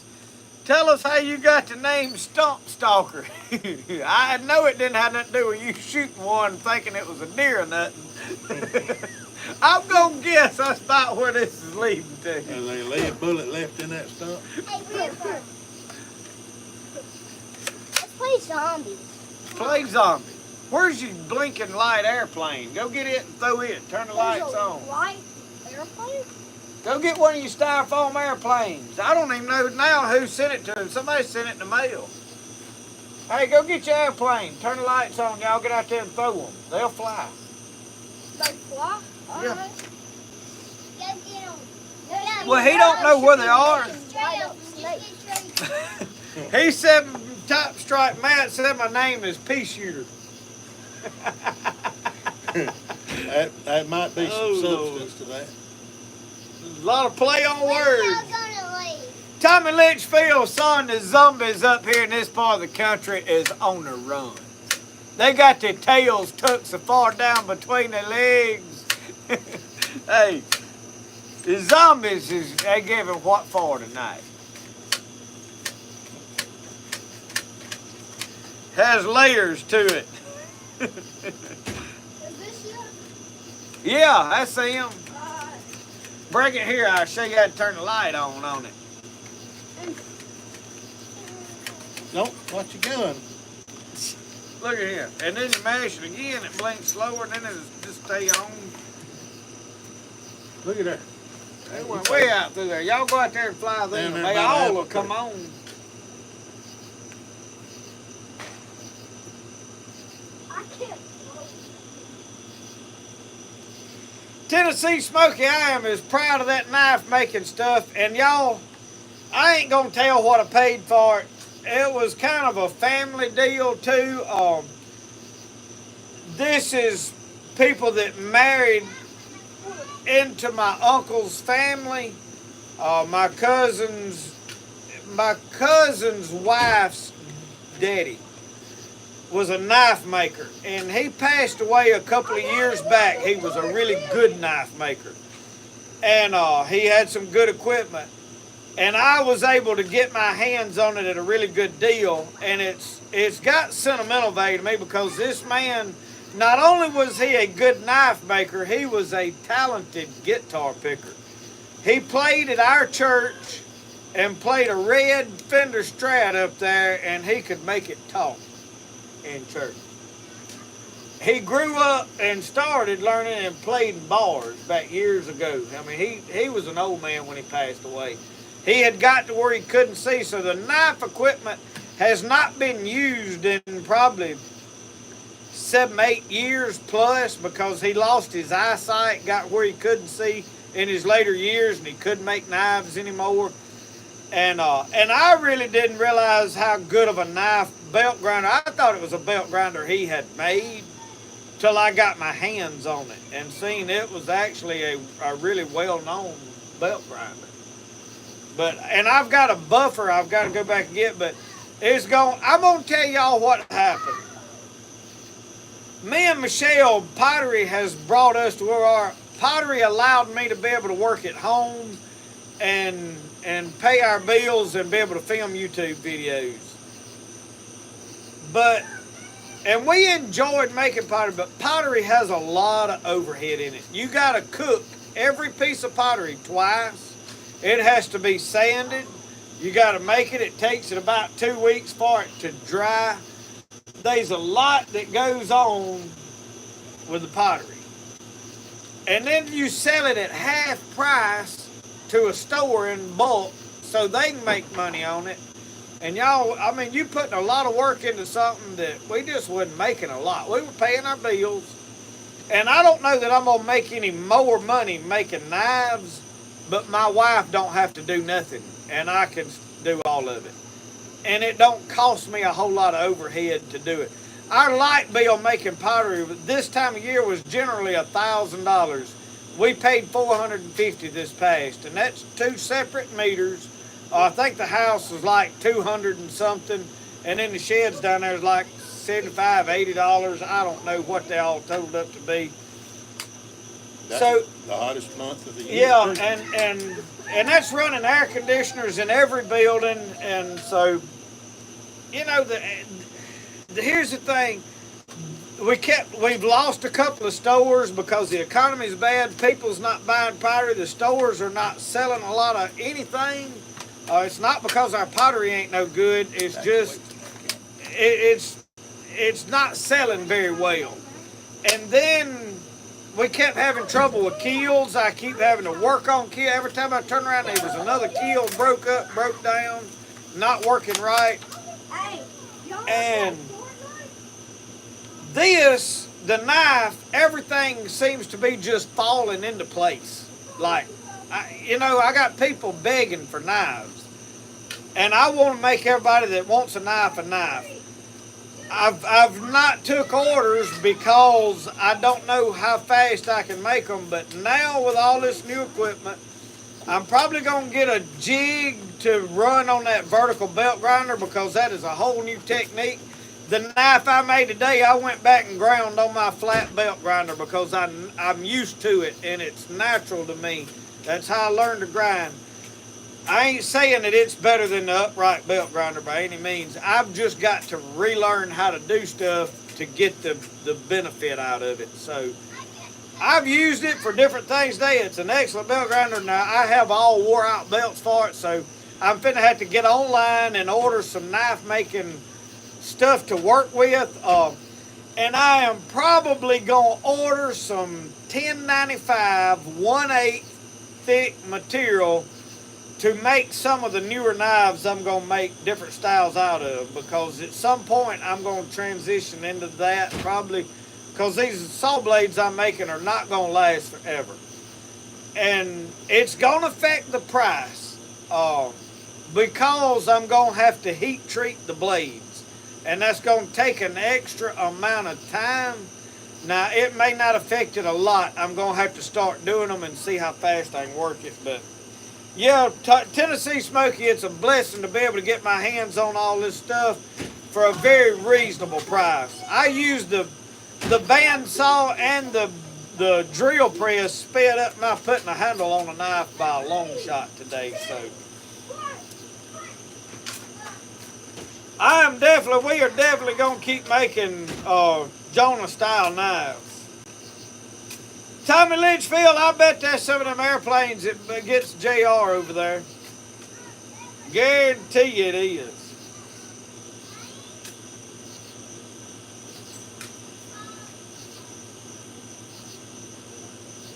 Algernon, the best time of the day is when the sun comes up. I like to be sitting out on the porch drinking my coffee when that sun peeks over them trees.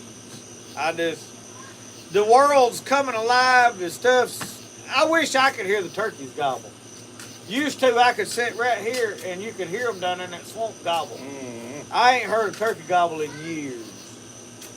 We don't have them at the house anymore. You like the Mexicans with the armadillos? They're extinct. I asked a little Mexican that worked with me. He was eating an armadillo, killing an armadillo to eat. And I said, what you going to do? He said, I eat them. I said, did y'all eat them in Mexico? He said, we don't have them in Mexico. I said, why not? He said, because we eat them all. He said, they eat all the armadillos in Mexico. I ain't never eat armadillo. Philip Greer said, pork chop, what is your favorite meal? Pork chops? Pork chops on the high end of the top 5.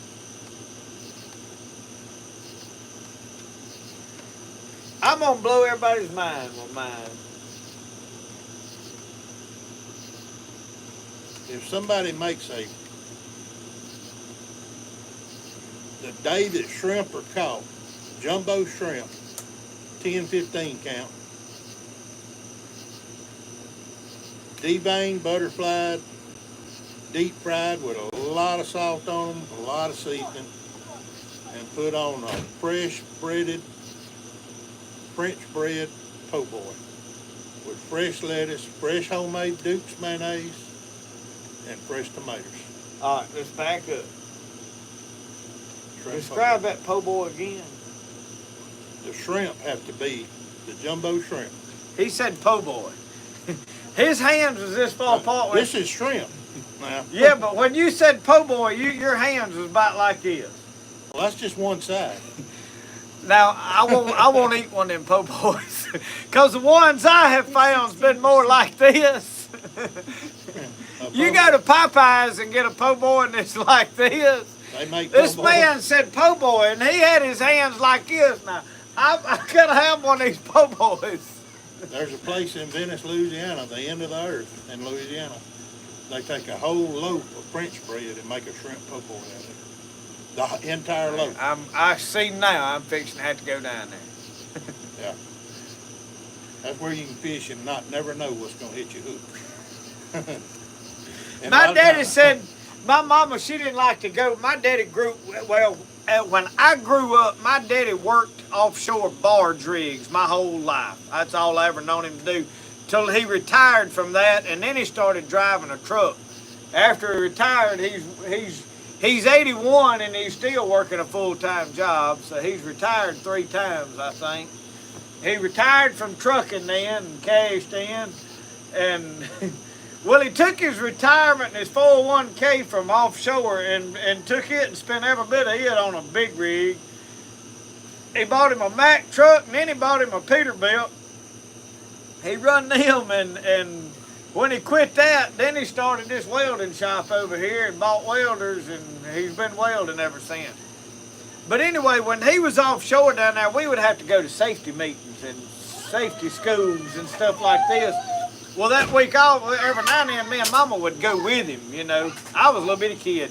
And Daddy would find some little old store on the side of the road, somewhere in one of these little places that didn't look like you really wanted to get out and go in there. And Mama would be like, you sure we need to stop here? He said, yeah, this is where we want to stop. And come out with one of them po' boys like he's talking about. Man, they'd have the finest food in one of them little old hole-in-the-wall joints you ever seen in your life. So, I got my phone back charged again. Let me show you where your shrimp came from.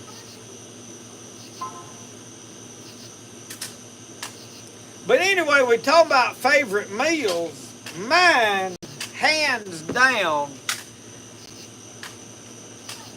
big nasty shrimp pimp. That's where your shrimp came from. He's right now on a shrimp boat in Venice. Big nasty shrimp pimp. I have to remember that. Oh, but anyway, my favorite meal, and I know everybody's thinking grunnel. I like grunnel. It's a little more domestic than that. And I like fried deer meat. I mean, and I'm gonna tell y'all another one that's high on the list, and that's fried squirrel. On opening day of squirrel season, you come back and deep fry them squirrels, quarter them all up good. But now y'all, I am a sucker for fried chicken wings. What? You kidding me? I ain't talking about Popeye's fried chicken wing. I'm talking about Mama's fried chicken wing, son. My wife's grandma fried the best chicken wings. We'd go eat Sunday dinner over there, and she would buy a whole extra pack of chicken wings and cook them just because she knew I liked them, and I'd eat every one of them. It'd be a pile of ball. Everybody else is over there getting peach cobbler and a slice of some kind of cake for dessert. And they said, "You want any dessert?" And I said, "I got it right here." Another one. Give me another chicken wing. I don't know why I like them, and it's, you know, I like all the chicken, but the chicken wing, fried chicken wing, I don't know, I like them. So if you got fried chicken wings, black-eyed peas over cornbread, You're getting somewhere. mashed potatoes and gravy, and a cat head biscuit broke half in two with gravy across the top of it, Hoss, you got yourself a meal right there. That's a couch coma in the making. A man can live out the rest of his days with a meal like that every day and never complain about it. Unless you get like this. If I get like that way, I'll be all right with it. And it's coming. That's why I told him today, they thought I'd lost my mind. We sat down in there to eat them fish, and I eat a pretty good pile of fish, and I will admit. I told him, I said, this is the only meal I've eaten today. And it really ain't because I'm purposely on a diet or fasting or anything. I've just been busy today and ain't ate. I will admit, though, I come in and found an old hamburger patty in the refrigerator, and I said, I need to get rid of this, and I got rid of it. Fast. Yeah. On the way out the door, I got rid of it. I think I did put some jalapenos on it. There you go.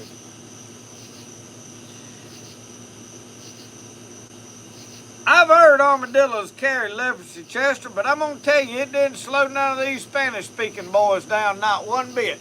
They skint that joker out there on the tailgate of a truck and put it on a sheet of galvanized tin out there in a brush fire that we'd been burning insulation in, and cooked it and ate it every bite. I think leprosy was the least of their worries. That sounds like somebody that can survive when it gets down to rough times. I ain't kidding. They took and put it on a piece of tin out there that was scrap tin that we'd cut off of a building now. And we had a fire. We was burning scrap stuff off a job. It had insulation, plastic off of bags, everything, and they cooked him on that sheet of tin right over that fire and ate every bite of it. Licked their fingers and was grinning from ear to ear the whole time. I don't think the leprosy bothered them not one bit. Oh, Lord. You can't make that kind of stuff up. No. That's like that coon getting out of that cage out there and running right back to trap. in it. I told him, I said, you can't make my life up. I wished I'd have had a camera rolling one time. I'm going to tell this story on myself. We was running limb hooks, and I got a buddy down the road that he would always drive a motor because I like to tie the hooks on and get the fish off. So I'd sit in the front of my John boat, he'd drive a motor. And we was booking it up the river. We was checking them limb hooks, and I always carried my little 22 automatic laying on the boat seat there beside me. I got that little camouflage, y'all probably seen it in videos in the past, a Smith & Wesson automatic 10-round clip in it. And we wide open, you know, and I trap all the time in tan hides, and this still, at this time of the year, like February probably, while we're down there, there ain't no leaves on the trees or nothing. And there's a mink runs across a log and runs up the bank and starts running down the bank. Well, we go around the end of the log and going up there, and I grab that 22 pistol up, and I'm trying to get a bead on it, so I jump up on the very front boat seat in that John boat you see me in some, on my knees, and I'm full draw looking at that mink, and I'm pow, pow, and that motor hung a log. I was still shooting when I went down in the water. Because I couldn't let go of the gun. I couldn't grab nothing. I just... My buddy, he said the last thing I saw when I looked around, because when we hit the log, he looked back to see what happened. He said, when I looked back up at you, he said, I seen 2 boots sticking up, go down in front of the boat. Oh, you can't make all that up. I mean, it just... I liked to went in one day doing the same thing, duck hunting. We was in a little canoe with a trolling motor on it on the log. I like to fill in. But I did drop a shotgun in that time. I had to strip off in January and go get it. I've set the hook on a fish before it went swimming. Flipped right out the back of the boat.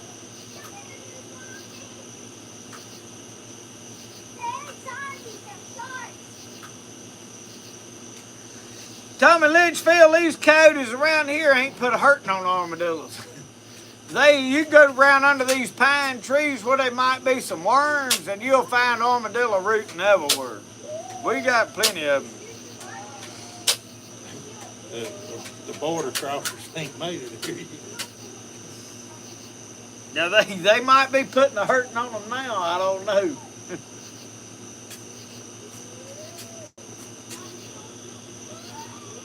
Ken, you like this Tennessee volunteer do-rag I got on?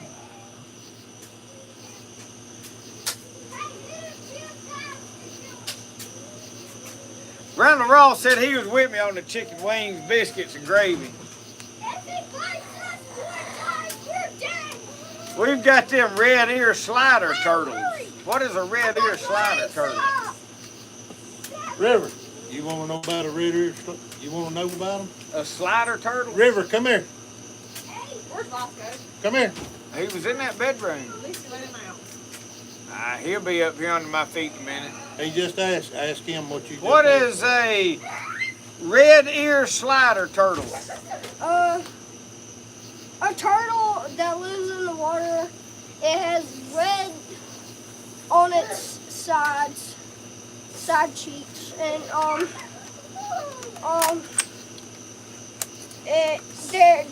one of the best. They're not rare at all. You can usually see them all around the world. I mean, all around the United States. Except for cold water. You can eat them? In different states. They're not like snapping turtles. Are they protected? They're invasive in some Is they any protected in Louisiana turtles? Not at my house. Well, I mean, I don't know legally. I think there's one The soft here. shell. The soft shell is protected where I live, according to. It may be protected. We've got one protected here, and I don't know if it's the soft shell or. We used to have them about 1,000. I did a snapping turtle video. Actually, I didn't catch it. I had a neighbor that brought it to me, wanted me to skin it for him. They had just killed it. Right. And it had got on a trot line and swallowed a hook. And oh man, the hate people, man. I had to turn the comments off on the video. Because it was one of those videos that went viral. Because it was a huge turtle. Mm-hmm. And it was dead when I got it. It was dead when it got here. So I didn't catch it or kill it, but I mean, It was already dead, and he wanted me to clean it for him. And I said, well, I'm going to make a video out of doing it.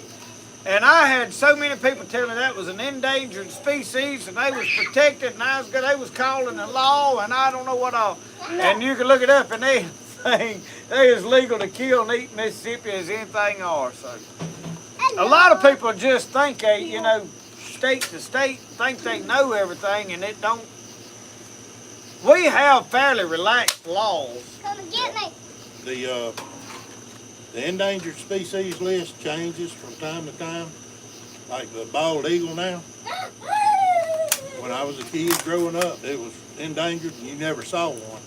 Now, that was in April or May, there were 4 pairs flying up, circling over my place at We've one time. got one pair All in day. this area, and you just see them every once in a while. We used to have that, but now we've got 4 pairs at one time. They were nested up here at the upper end of the swamp by the head of the river.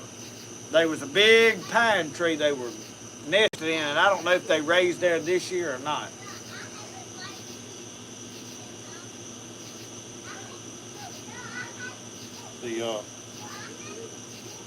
The alligator snapping turtle, which is the biggest one that we have, you don't see very many of them because the last time I tried to buy that meat at a seafood market, which has been probably 15 to 18 years ago, it was $21 a pound. I was going to make a gumbo out of it. And it's by far the best meat that you can, as far as it's got like 7 different shades. You can see the difference in the meats when you clean one. One section's going to be one color and the other section's a little bit darker. Another section, you just keep cleaning, deboning, and start cooking it down. And everybody says it is tough when you're cleaning them. It's hard, they're hard to clean, but when you cook that meat down. Well, I it's cooked falling this off the big bone. turtle that I skinned, and it was all right, but it was such a big turtle that it really wasn't good. And I figure it's like most everything. I killed a big old rattlesnake one time. I'm talking about that joker was this big around. It was 8.5 inches around, I measured it. It was 60-something inches long, had 13 rattlers in a butt. I killed it right back him. Eastern? Yeah, it was, I got the skin on the wall down there. It's diamondback or whatever. Yeah. Or no, it may have been a timber rattler. I don't remember. I'll have to go look at the skin. I can't even remember now. I've still got the rattlers, and there was 2 of them together. One of them had 8 rattlers, and it was a little bit small, about 5 inches around. I figured it was male and female. Probably male. They were curled up, side by side, coiled up. And I had a dog that was down there barking. Reason I knew something was down there. I got my .22 rifle, went down there and found them. And I cooked them both, and they really wasn't that good. And the ones that I've cooked that were just average size were good eating. Good eating. So I think that's about with anything. When you kill something that's old and big, it's just, going to be tough. And I think that applies to animals across the board. I was religious, just crazy about killing and eating alligator snapping turtles until I found out that they had shells at LSU in their biology department that had musket balls and arrowheads embedded within the shells of them. At the age that they were just recently caught and killed, that they get the shells because of the size of them that are well over 100 pounds. And one of the biggest ones that I've seen lately is in the Bass Pro Shop in Denham Springs, Louisiana. I think they call him Big Al, but he's bigger around than that carpenter right there. There's no telling that. I'm not his head. The one I cleaned, he was about this big around. That one's head's almost that big. Well, I found out something when I cleaned it. They had shot this thing 2 or 3 times. What it done, it swallowed a hook down, and they couldn't get the hook out. And he was going to die anyway. So they shot him with a pistol. And they shot him 4 or 5 times, and he wouldn't die. Well, they shot him out. You don't realize that turtle's head's this big around, and all of that head is meat. There's a spot about this big around. His eyes is not that far back behind his nose, and his brain's right there. You got to shoot him on the tip of the nose, and they're about to kill him. And him with a head that big around. I didn't realize that till I started skinning it, and so you learn something. But I was going to update y'all. Martin Meltzer finally told us why they called him Stump Stalker. He said it was a combination of a very dark morning, fog, and being nearsighted. He said, as God is my witness, it looked like a deer laying down. Oh, Lord, I knew where that was going. I knew it. Oh, Lord. That's good stuff, Martin. Yep. Tommy Litchfield said there's 2 snapping turtles here. The big alligator snapping turtle and then a more slicked back one that's more rare. Where's he from? He's from Lauderdale, Meridian down there. somewhere down that way. Randall Ross, no, we don't really have bears. I think they have like 2 or 3 tagged that are in the state that are rambling around, and they're more or less passing through. They're introducing them here. I think there's a program where they are trapping them and bringing them here, but now you don't want to be caught guilty of shooting at one here. There was one in Meridian about 3 years ago, and he kept showing up on people's deer cameras, and people was posting pictures on Facebook. Every time he'd get on somebody's deer camera, it would circle on Facebook, this picture. So they knew he was in the area down there, and all of a sudden he disappeared. Come to find out, 2 old boys shot him and was stupid enough to have bragged about it to somebody, or either took the I don't know what they done, but they got caught, and I think they put them in behind bars for that. So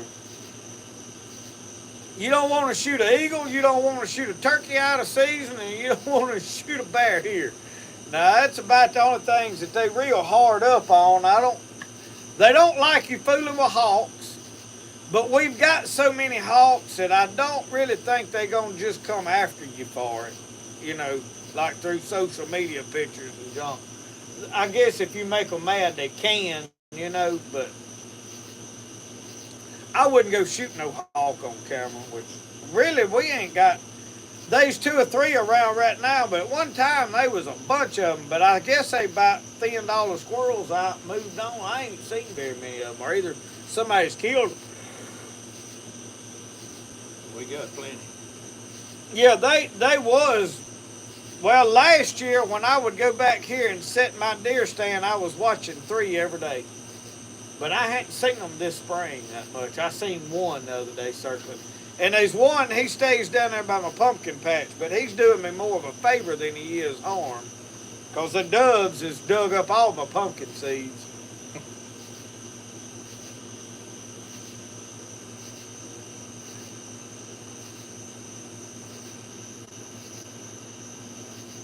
No turtles on the endangered list in Mississippi.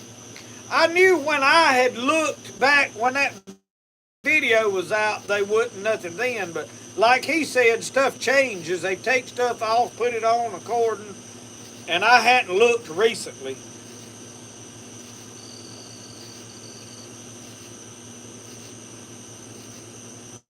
We got plenty of owls now, I'll tell you. I've sat out at night in that swamp down there, and they'll go to hooting and hollering. And sometimes you can hear them sitting out here, but when you get like me and you can't hardly hear anyway, and then you got an air conditioner sitting there running, that's all I can hear is that air conditioner and these crickets and katydids singing. That yawning is contagious.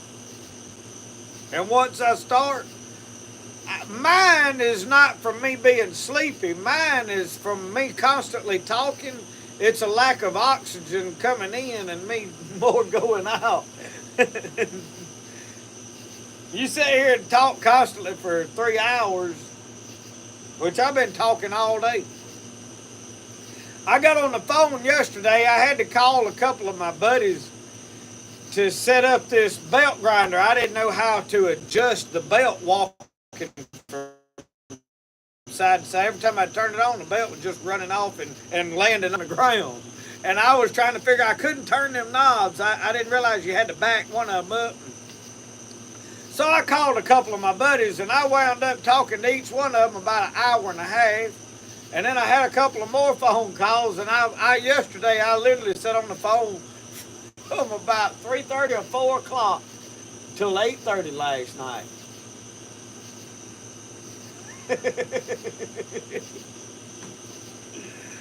That's why sometimes you just have to turn it off, just lay it down. People will call me like, I tried to call you. I'm like, I ain't mad at you. I just need to get some stuff done. I am hoping I get to go on a bear hunt this year. We have discussed it. It ain't written in stone, because one thing we ain't planned anything after the election because we don't know what kind of uproar the country's gonna be in. You don't ever know what's gonna happen. We just saw that. So, and here's my philosophy. I sort of lean more one way than the other, but I don't do politics on this channel. I don't talk about politics as far as my views on it. I mean, I'll talk about politicians, but I don't like side with one on here. But in the wake of things going on, my philosophy, and I've said this before, I don't really think it matters who wins. I think regardless of which candidate wins, and they saying that Joe Biden may bow out of the race, and I guess they'll have to run Kamala, won't they? Anyway, regardless of who wins, I feel like the opposite side is going to destroy this country. I mean, that's just what I see happening. If it don't, it will surprise me. And they may not just like go to war, but I think the protest and the unsettlement will get out of hand, and it's not because one side is so wrong and one side's so right. It's because there's so much hate between the two sides, and it's equal on both. I think both sides hate the other side just as much. Wouldn't you agree with that? There's no love of Jesus involved with any of our politics anymore. I don't think so. And it's showing what we saw, what happened the other day. That was just a God thing, if it ever was. That what went on, and I don't know if it was an inside job or not, and we won't never know. We're not going to ever find out the truth. We don't find out the truth anymore. I'm about to go on a rant. I can get upset about it, but the love of Jesus is absent from our country from what it used to be. Yeah. And it's showing in our politics. People have decided that they didn't need God, and I've said this before. People believe in a last day revival, and I do. And a last day revival can't happen as long as people don't need God. And we don't need God right now. I mean, I'm saying that as Americans in general, not just me. I know I need God. But you stop and honestly think, it's more that we want God than we need Him right now, because for the most part, we got enough money to buy our way out of stuff. We've got good credit. We've got good medical doctors if we get sick. You got good education to learn whatever you need to know. We've got great technology. We have got everything. We can solve all our own problems. Who needs God anymore, really and truly? So until we get to a place that all of a sudden my money won't fix it, my education won't fix it, my doctors can't fix it, that I have to say, okay, now I need God. Well, that's what's going to bring about a last day revival, as far as a widespread revival. And that's just my thoughts on it.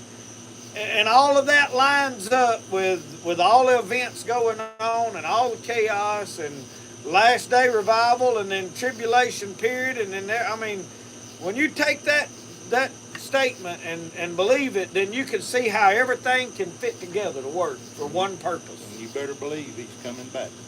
So I just think that we need to be braced for hard times regardless. And I know these people that believe we're going to live through the whole tribulation, these people that believe we're going to go before it, I really don't have an opinion on it. I really don't. I can't sit here and say, well, I believe we're going before, or I believe we're going after, because there's enough scripture in the Bible to back up every belief.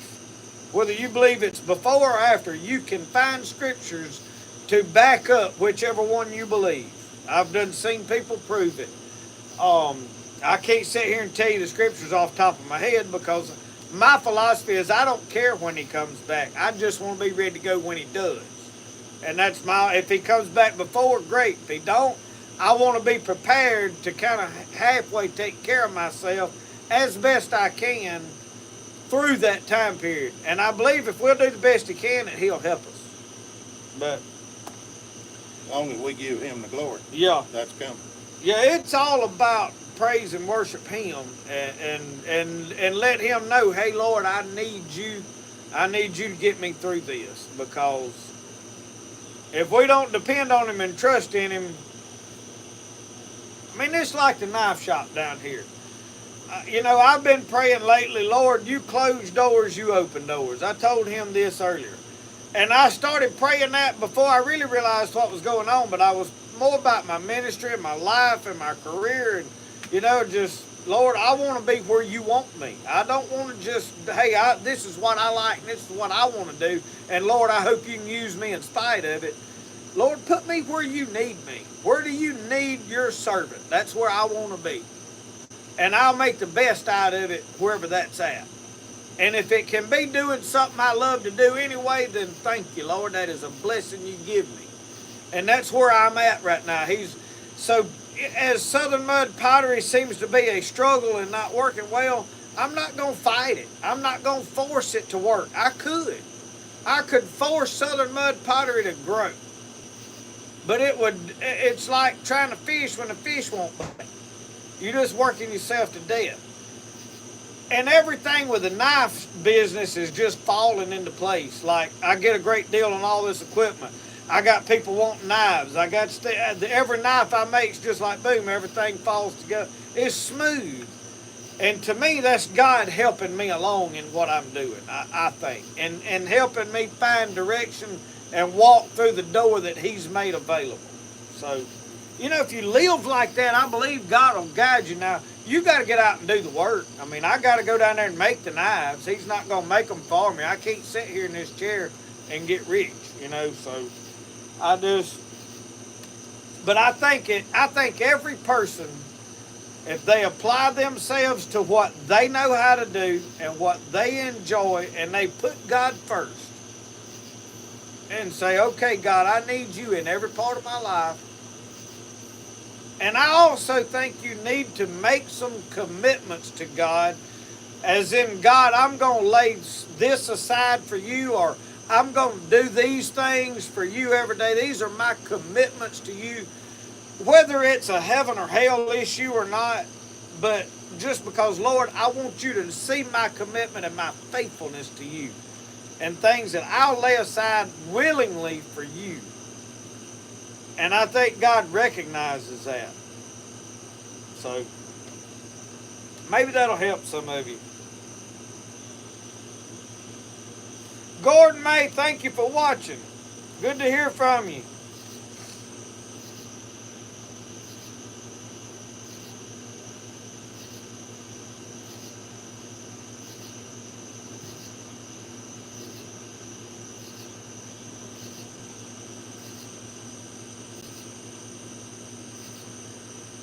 $9:45. If somebody ain't got a really good topic, we gonna probably close everything down before too awful long, before 10 o'clock for sure.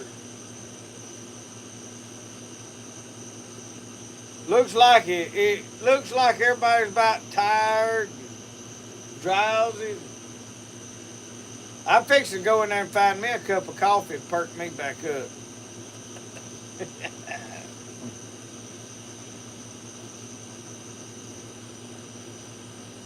Tommy has got a bear story he has got going on here. Tommy, did y'all see the bear that got shot down there a couple of years? Do you have any idea what happened to them guys that shot that bear? I know there was 2 guys, best I remember, that I don't know if they locked them up. I don't know what they done with them. I know they was in big trouble though. And I don't know why they shot the bear. Most of the bears that are in North Louisiana, in that Tensas Refuge, they've got chips on them, F-knot tracking collars. They're chipping them. That one may have had. And they were watching a specific bear, a big male. This has been probably 10 years ago. And on the lottery hunt, where they allow 3,000 people, back then it was 68,000 acres of public hunting land. And then one day they had 3,000 hunters going into this 68,000 acres. They were watching the tracking of this bear, and then all of a sudden it made its way out to I-20 from Delhi, Louisiana, heading back toward Mississippi at 70 miles an hour on the I-20. So they made the stop right before they got across the Mississippi River, and the bear was in the trunk of the car. they taken illegally. The bears are still protected. There's supposed to be a lottery season. Was supposed to have been last year, but I don't think they had it. Well, I want to go on a black bear hunt, but now I'm going to be honest about it. I don't want to kill one in this area. If I seen one, I wouldn't shoot him down here because I would love to see bears in this area. I know a lot of people are scared to death of stuff like that. I'm scared of it. They don't bother me. It's like the alligators. We got a lot of people that are deathly afraid of it. If they see an alligator in the creek, they think they need to shoot it. They don't bother me. I mean, as long as he's minding his business over there, I don't mind him being there. Yeah. But I'm that way with the wild pigs. Now, I don't want them up here destroying my stuff. If they'll stay in that swamp, I don't have a problem with them being there because food is better kept on the hoof. And let me go get it when I need it. It's easier to keep it alive in that swamp and let it just do its thing and me go down there and get it when I need it than for me to try to stash it all in my freezer up here and run up electric bill keeping it saved. Yeah. So, you know, but now I realize the reason people killing wild pigs and trapping them like they do because they destroy so much. I mean, our church over here, I seen they got a big pile of red dirt out in the middle of that hayfield. And got to after they cut the hay, there is about 3 or 4 big patches on the side of the hill where it looks like somebody took a shovel or a disc and just tore it all up.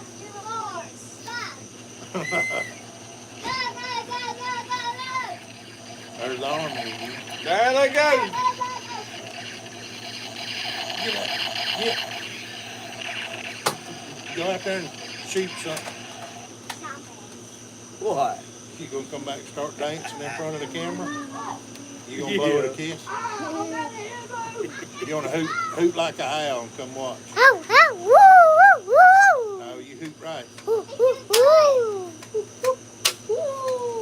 Y'all have the hoot owls up here in the yard here in a little bit. Oh, I'm gonna have some turkeys up in the yard now.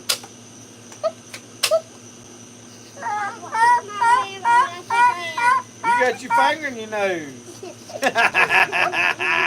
Booger picker. Did you get you a booger? Was you going What'd she fishing? say? They That's enough. That's seeing bears in Fort Payne, Alabama and Mendotone, Alabama. Randall Ross, I'm gonna come over there this year and hunt one of your bears over there in Georgia. Y'all got a season, ain't you? Hey. Come on.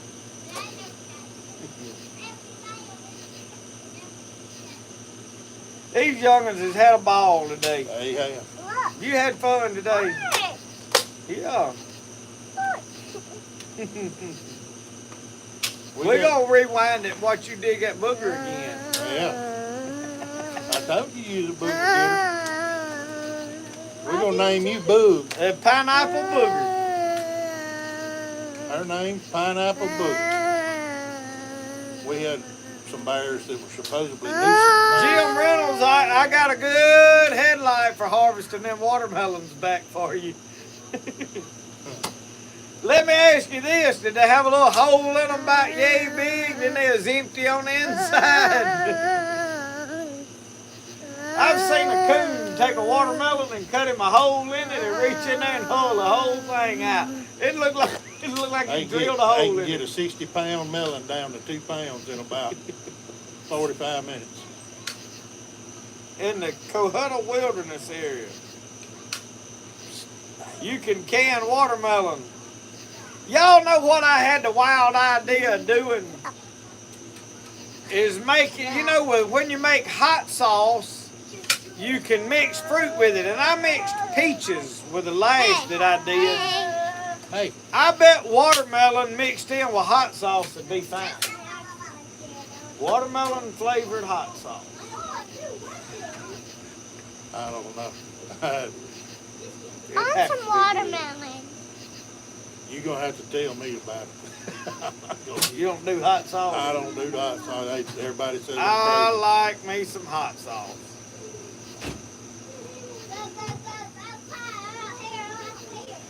Look, you come over here with that. Bring it over Come here. here.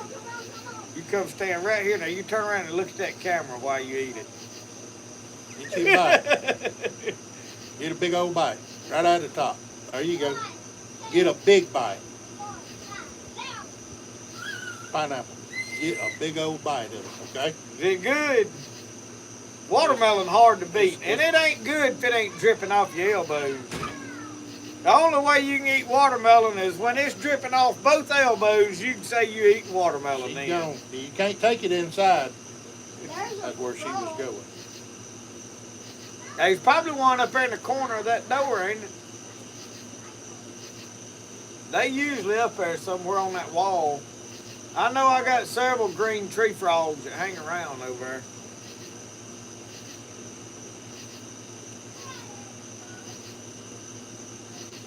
New subscriber from Allen Parish. You familiar with Allen Parish? That's on the other side of the state from me. Ah, that's gonna be West LA.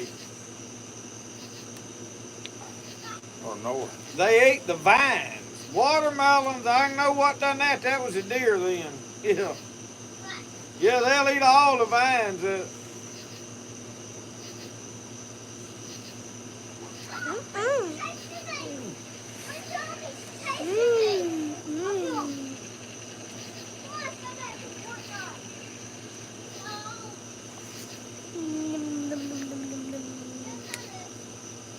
Well, Michelle, it is good to have you with us. What? We are growing this channel. What are we But doing? it's not just you a subscriber here. When you sign on to Spirit of the Outdoors, you become family. Evidently so. And now we have some family that have no ability to comment on our videos anymore.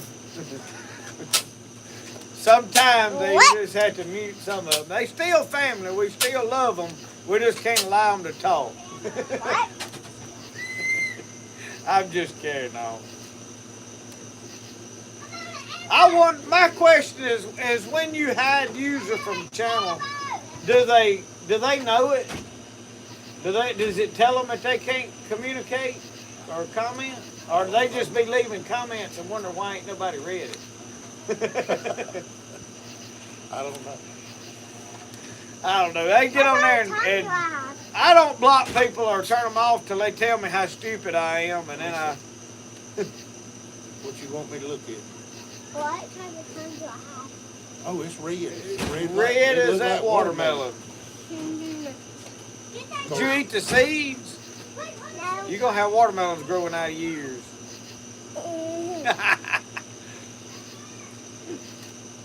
That's what my mama used to tell me. I used to think I was going to have to walk around holding a watermelon up as it grows.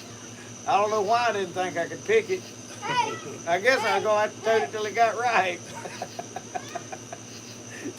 You don't want to waste a watermelon. No. You know, I have yet to have good success growing watermelons.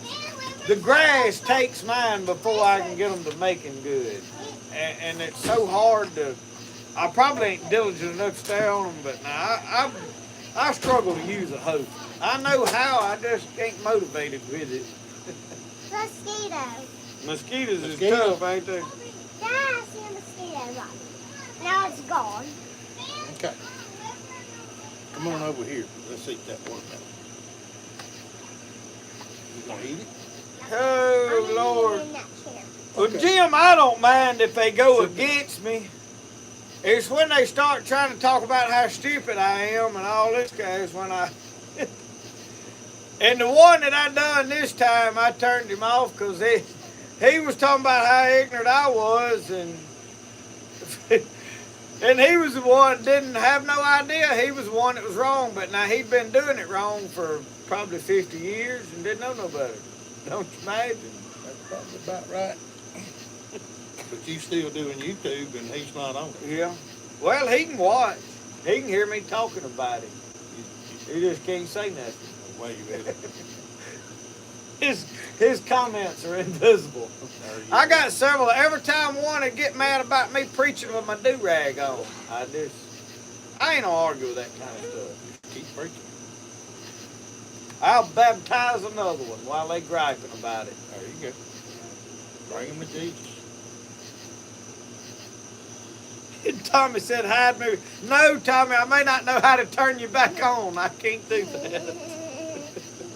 You wear his hat. Yeah. Got me a hat. You wear it. How about that? No, you. You go put it over there. Here, come on. It don't fit my big old melon. Let me see. Let me put it on your head for you. Don't back up into that camera. Come on. Here. I live around Reelfoot Lake in Tennessee. Well, Gordon May, what we normally do is we usually shoot on Friday night to start around 7 Okay. and go to about 10 o'clock. Usually by 10 o'clock I need to go get a bath and get ready to go to bed and such as all that, get wound down anyway, because I've been going since daylight this morning, wide open all day. And Ain't? Come on. what'd you get, ain't? Go put plantain on it. What is it? Let me see. Them old aints is mean. Got some ain't. Where at? On this toe. This one? That's a little piggy. Let me see. You be still. Oh, Tommy, we not getting rid of you. All right. No. Mosquitoes biting you. Let's put it right here. Well, y'all, we have had fun tonight, but we are fixing to turn it off because we're going to go sit down and just talk amongst ourselves for a little while and wind down. I think Michelle made me a cup of coffee in there, and she was going to bring it to me, but bless her heart, she never made it out here with it. So I'm going to go in there and get it. It'll be all right. She really did make it for me. She said, I'll bring it in a minute. But they in there talking. But I have enjoyed it.